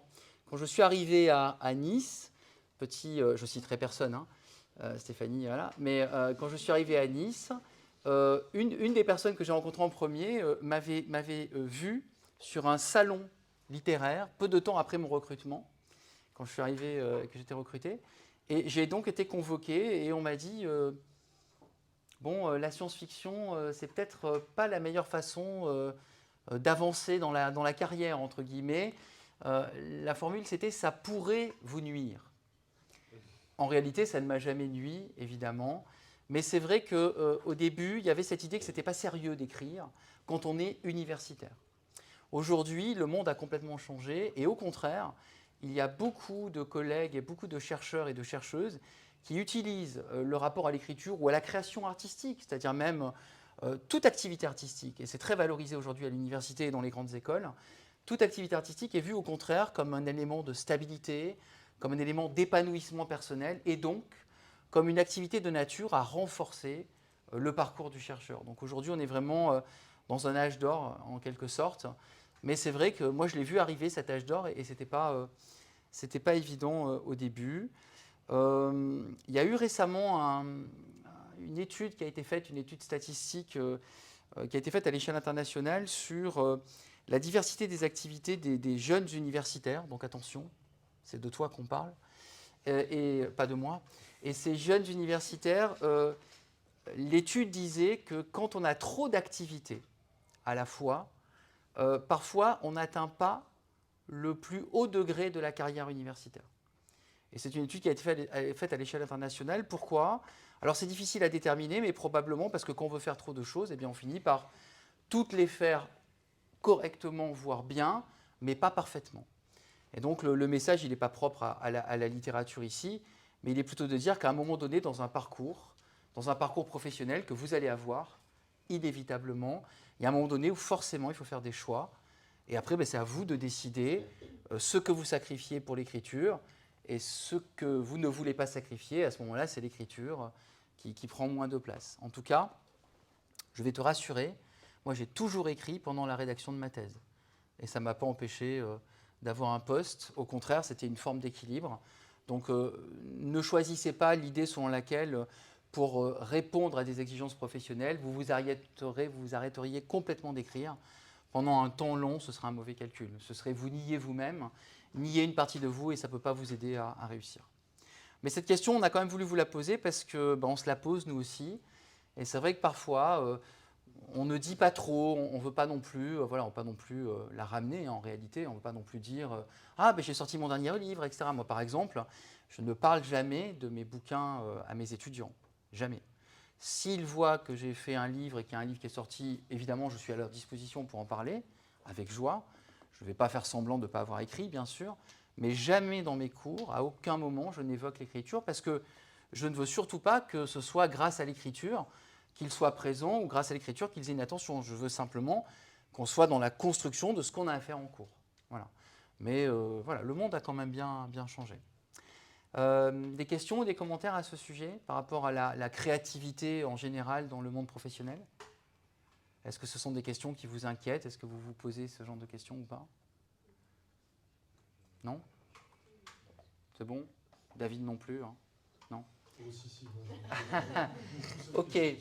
Allez, dernière question, et puis on finira sur les techniques d'écriture. Donc, dernière question, comment on fait un dialogue réussi ? Lorsqu'on écrit, alors, oui. De la science-fiction ou de la fantasy. Donc lorsqu'on écrit de la fiction, le mot science n'était pas forcément utile. Alors on met, il faut que les personnages expliquent leur environnement futuriste, alors oui, si c'est de la fiction, ou leur environnement parallèle. Il faut que les personnages utilisent des termes inconnus et futuristes, et il manque un S. Oui. Ça, c'est ma faute. Un dialogue réussi en science-fiction est un dialogue dynamique et cohérent. Et il n'y a pas de dialogue en science-fiction, tous les personnages sont télépathes. Ça va être pas mal, ça. J'espère qu'on va avoir des réponses 4 quand même. Ouais. Ah, quand même, il y a des petits rigolos quand même dans la salle. Ouais.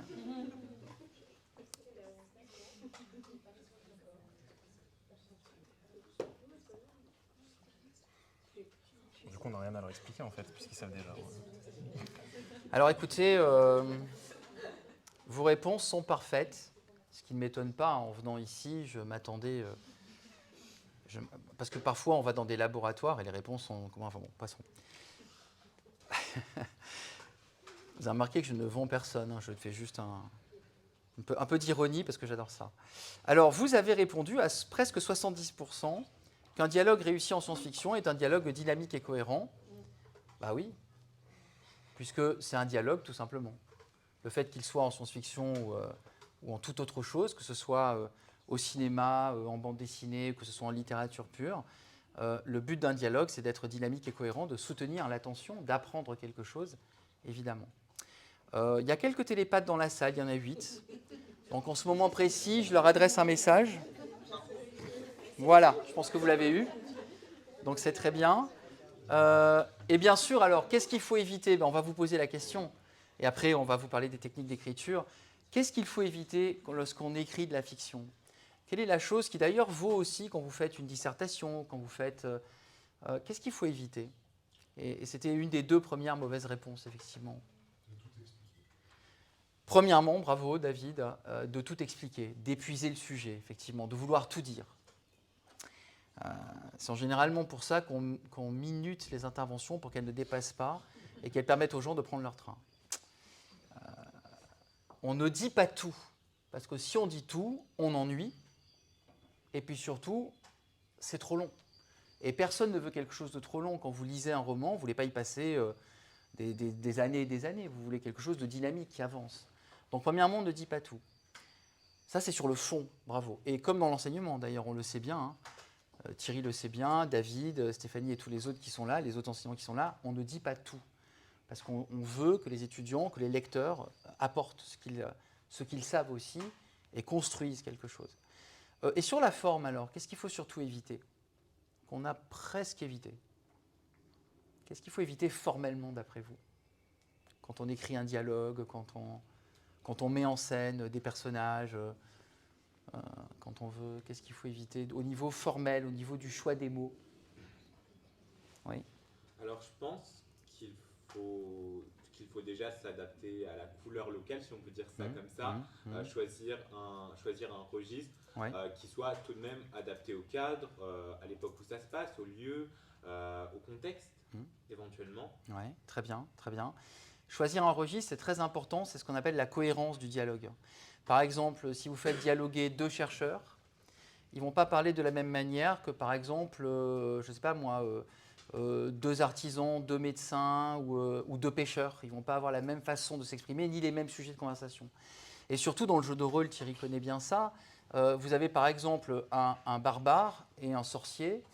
Vous n'allez pas faire parler le barbare au sujet des modalités pour jeter un sort. Ça n'aurait aucun sens. Ça n'aurait aucune crédibilité. Donc le personnage qui s'exprime, il est porteur de la cohérence de votre récit. Et donc il doit s'exprimer et il doit traiter de ceux qu'il connaît, de ceux qui l'intéressent, de ceux qui sont susceptibles de le motiver. Il faut que vous rentriez dans le fort intérieur du personnage et que vous le fassiez exister pour ce qu'il est, lui, exactement comme dans les jeux de rôle. Et puis, ce qu'il faut éviter surtout, c'est les termes de jargon. Et ça, malheureusement, nous, les universitaires, on a tendance à l'oublier, y compris en droit. C'est-à-dire que bien souvent, on vous fait confondre compétences et jargon, c'est-à-dire qu'on vous annonce des termes et des termes de jargon sans parfois vous les expliquer, comme si ça avait un effet magique, tous ces termes de jargon, et que ça vous montrait l'importance de ce qu'on allait vous enseigner. Le jargon, le vocabulaire technique, il faut le bannir ou alors il faut l'expliquer en termes simples, juste après l'avoir énoncé. C'est pour ça que on vous avait mis des termes inconnus ou futuristes. Bah, effectivement, si votre récit est plein de termes inconnus ou futuristes, bah, très rapidement, ça devient lassant et on perd de vue l'essentiel, c'est-à-dire le vécu, les émotions même des personnages. Okay. Donc là, le dialogue, c'est une des techniques d'écriture, mais il y en a beaucoup d'autres. Alors, je pense que pour les techniques d'écriture, enfin, je sais pas par rapport au temps, si vous avez plutôt des questions précises, on peut peut-être développer un petit peu. En revanche, ce dont j'aimerais parler, si on voit pas, enfin, tu vas parler aussi, c'est comment on a appris à écrire, entre guillemets. Enfin, s'il y a une manière d'ailleurs d'apprendre à écrire. Je pense que première règle déjà qui est importante, il n'y a pas de bonne manière d'écrire et il n'y a pas de il n'y a pas de règles finalement totalement objectives qu'il faut absolument suivre pour pouvoir écrire un roman. C'est pour ça que en général, moi c'est ce que je dis quand je donne des conseils d'écriture, c'est toujours prendre avec des pincettes, parce qu'il y a des choses qui marchent un peu mieux, mais en fait, vous pouvez avoir des règles, vous pouvez avoir des grandes règles, par exemple dans l'écriture en fantasy, et de vous dire justement, cette grande règle-là, je veux justement la prendre dans son autre sens, je veux jouer avec, et vous avez tout à fait le droit de faire ça. Il n'y a pas de bonne manière d'écrire, il n'y a pas de bonne règle. Mais après, avoir une idée un peu générale de... En fait, c'est la différence entre le cuisinier et le chef. Le chef et le cuisinier sont tous les deux capables d'avoir une recette et de suivre la recette. Le cuisinier, on lui montre la recette, il va refaire le plat tel qu'il a été écrit dans la recette. Le chef, il va prendre la recette, il sera capable de voir au sein de la recette quels sont les points, comment est-ce qu'il peut sublimer le plat, et à la fin, il sera capable de sortir un meilleur plat que le cuisinier. Et ça, je pense que c'est une bonne métaphore pour l'écriture. Les règles, c'est bien, mais le tout, c'est de comprendre pourquoi ces règles sont là et de vous les approprier pour ensuite les réutiliser à votre manière.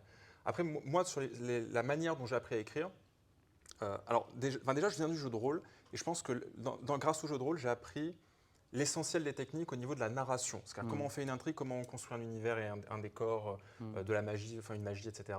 Tout ça, je l'ai appris grâce au jeu de rôle. Ce qui fait que je suis arrivé un peu pas avec une avance quand je me suis mis à écrire de la fantasy, mais disons que moi, ça ne m'a jamais vraiment posé de problème de construire un univers et construire une intrigue, qui n'est pas forcément le cas d'autres auteurs de fantasy. Sur les techniques d'écriture en tant que telles, il y a, à mon avis, il y a des ressources super intéressantes à avoir. Première chose que je conseille, après si vous l'avez fait, c'est pas grave, mais évitez les masterclass payantes sur Internet. Pourquoi je dis ça? Non pas qu'elles sont de mauvaise qualité d'ailleurs, mais en fait c'est que tout ce que vous dites, tout ce qu'on vous dire ces gens-là est déjà disponible gratuitement sur Internet. Non pas que vous allez retrouver leur masterclass sur Internet gratuitement, c'est pas ça que je veux dire. Et il ne faut pas pirater, c'est pas bien. Mais je vais prendre un exemple avec Brandon Sanderson justement, qui est un auteur américain de fantasy. Il a mis en ligne sur Internet, sur YouTube, des cours justement d'écriture de SF fantasy, ça se prête aussi à toute la littérature de l'imaginaire. Et il y a une douzaine de cours d'1h15 à peu près chacun, et il fait ça tous les 3 ans, il remet des nouveaux cours disponibles sur Internet. Donc rien qu'avec ces cours-là, moi je me souviens qu'avant de faire mon tout premier roman, donc en 2016, c'était mon tout premier roman, fin 2016, quand j'ai commencé à écrire mon tout premier roman, c'était pas l'Oracle des Flammes, mais mon tout premier que j'ai laissé dans un tiroir. J'avais regardé en fait son cours en entier, donc les 12 cours qu'il avait mis, et ça m'avait décomplexé en fait. Ça m'avait un peu débloqué, décoincé. Je me disais, ça paraît accessible, les conseils qu'il donne sont super utiles.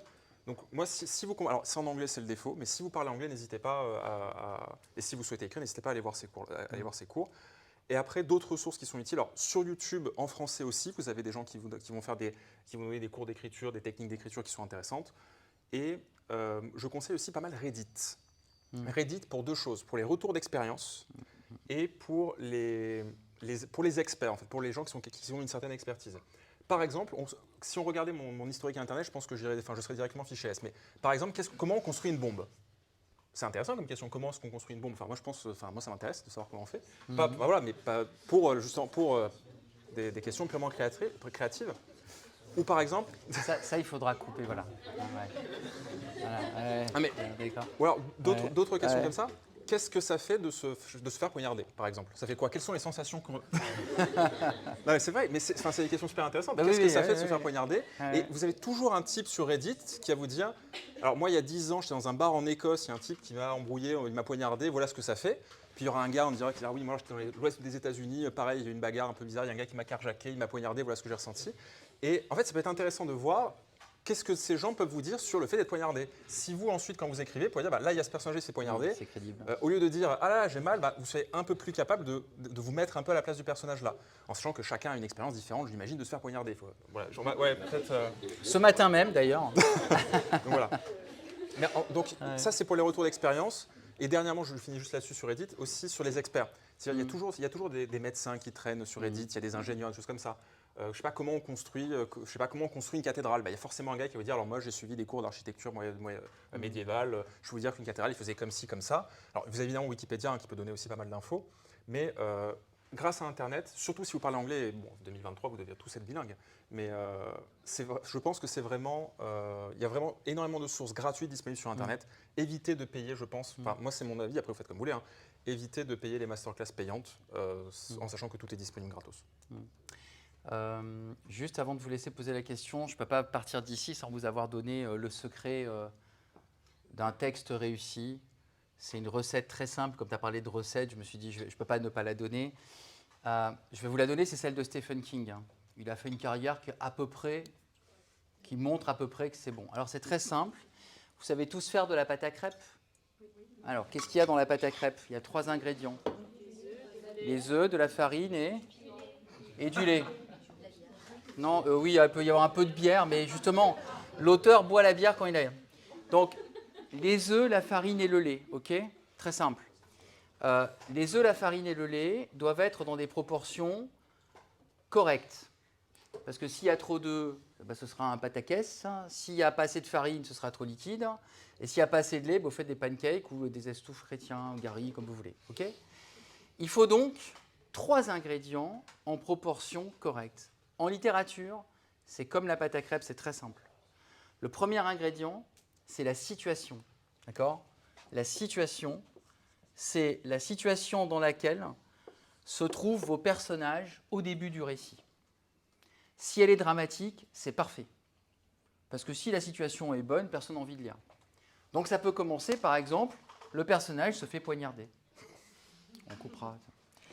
Deuxième élément, évidemment, à qui arrive la situation? Le personnage. Donc il vous faut un ou plusieurs personnages. Okay?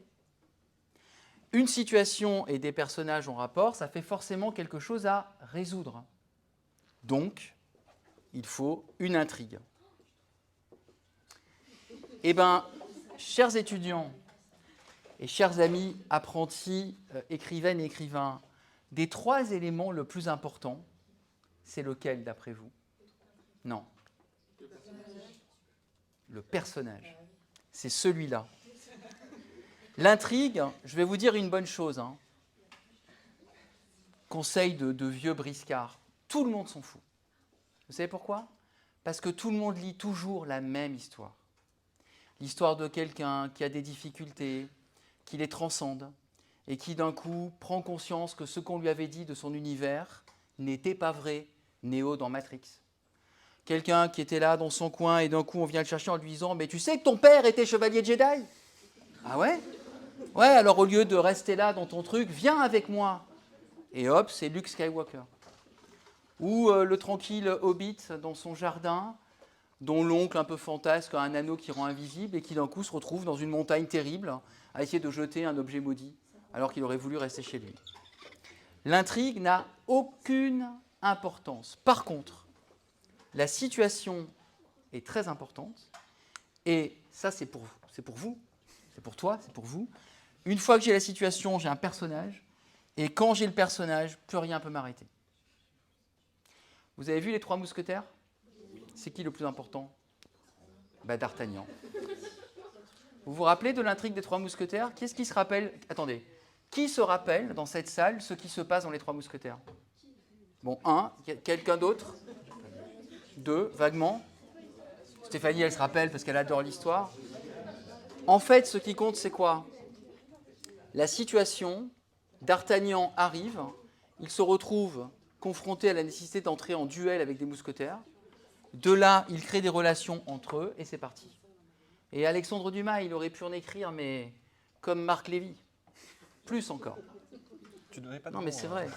Et donc, ce qui compte, c'est la situation de départ pour accrocher le lecteur et le personnage pour le faire vibrer.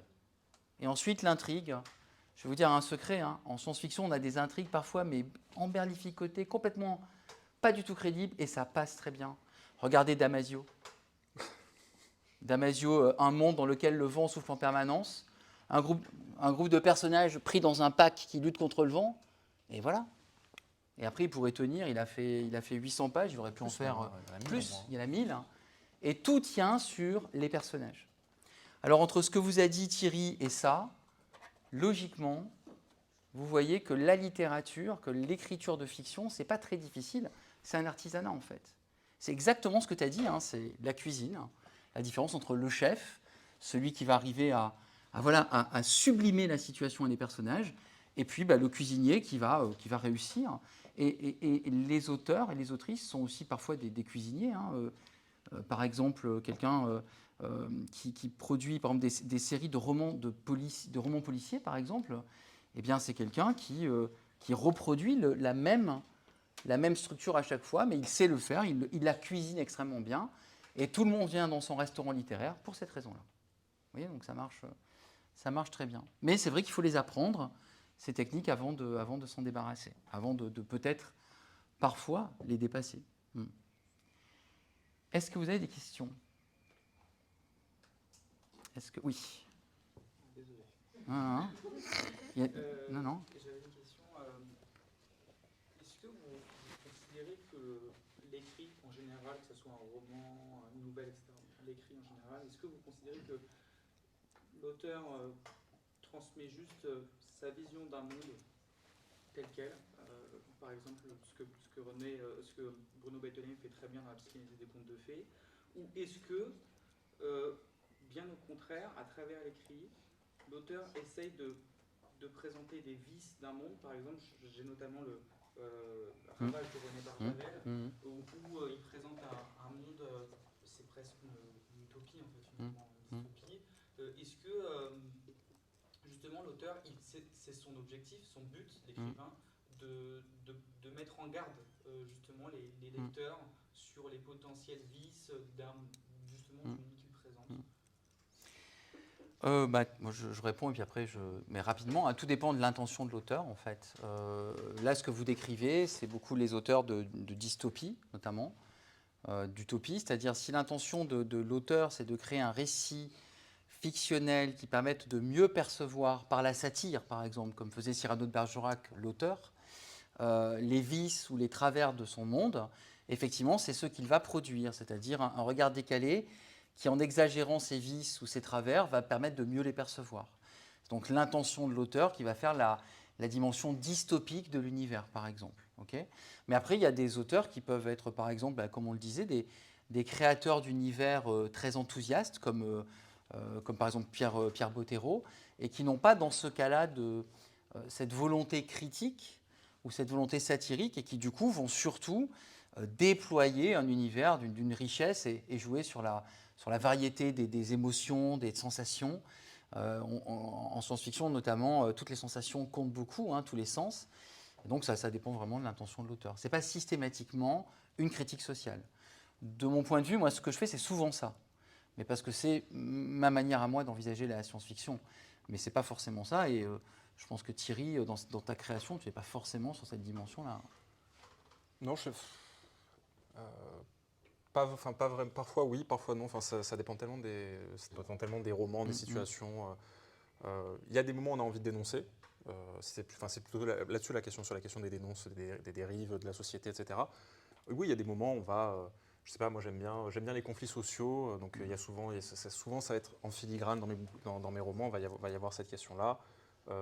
Parfois on va trouver ça parlait un peu de lutte des classes, mais en fait ce qui est dangereux, c'est il faut pas ça on l'a un peu dit, mais je pense qu'il ne faut pas être didactique quand on est auteur. On montre des situations, et c'est après les gens qui doivent en fait se faire leur avis sur la chose. Le but c'est pas en fait d'expliquer à quelqu'un, moi là je vais t'expliquer que le monde c'est comme ça qui marche. C'est je montre une situation et si elle est suffisamment bien faite,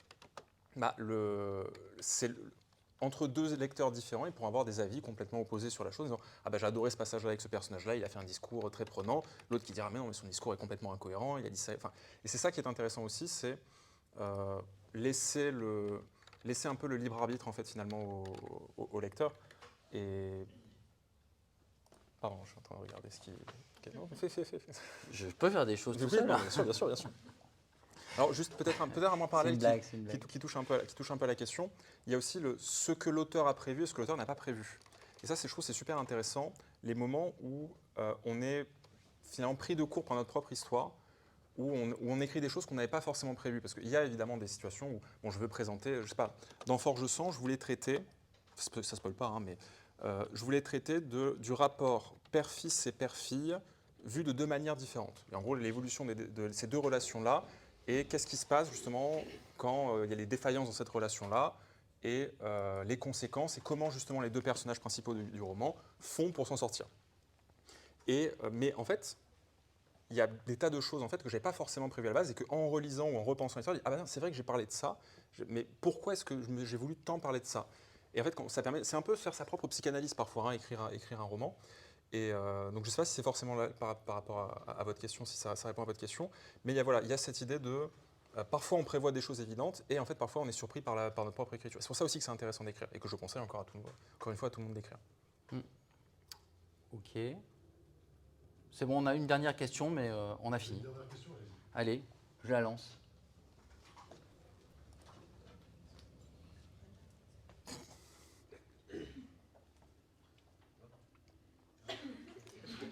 On va voir jusqu'à quel point vous avez un esprit critique. Hein.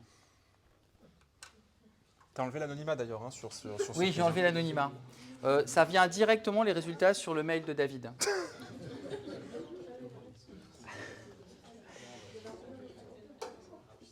Oh là là, ils sont trop gentils, ça va pas. Voilà, une république bananière. Vous savez comment on fait pour orienter une décision d'un groupe ou d'une communauté en politique? On ne fait que des propositions dont aucune ne correspond à la réalité. C'est ce qu'on vient de faire. Petite manipulation mentale. Bon, merci en tout cas. Merci. Merci.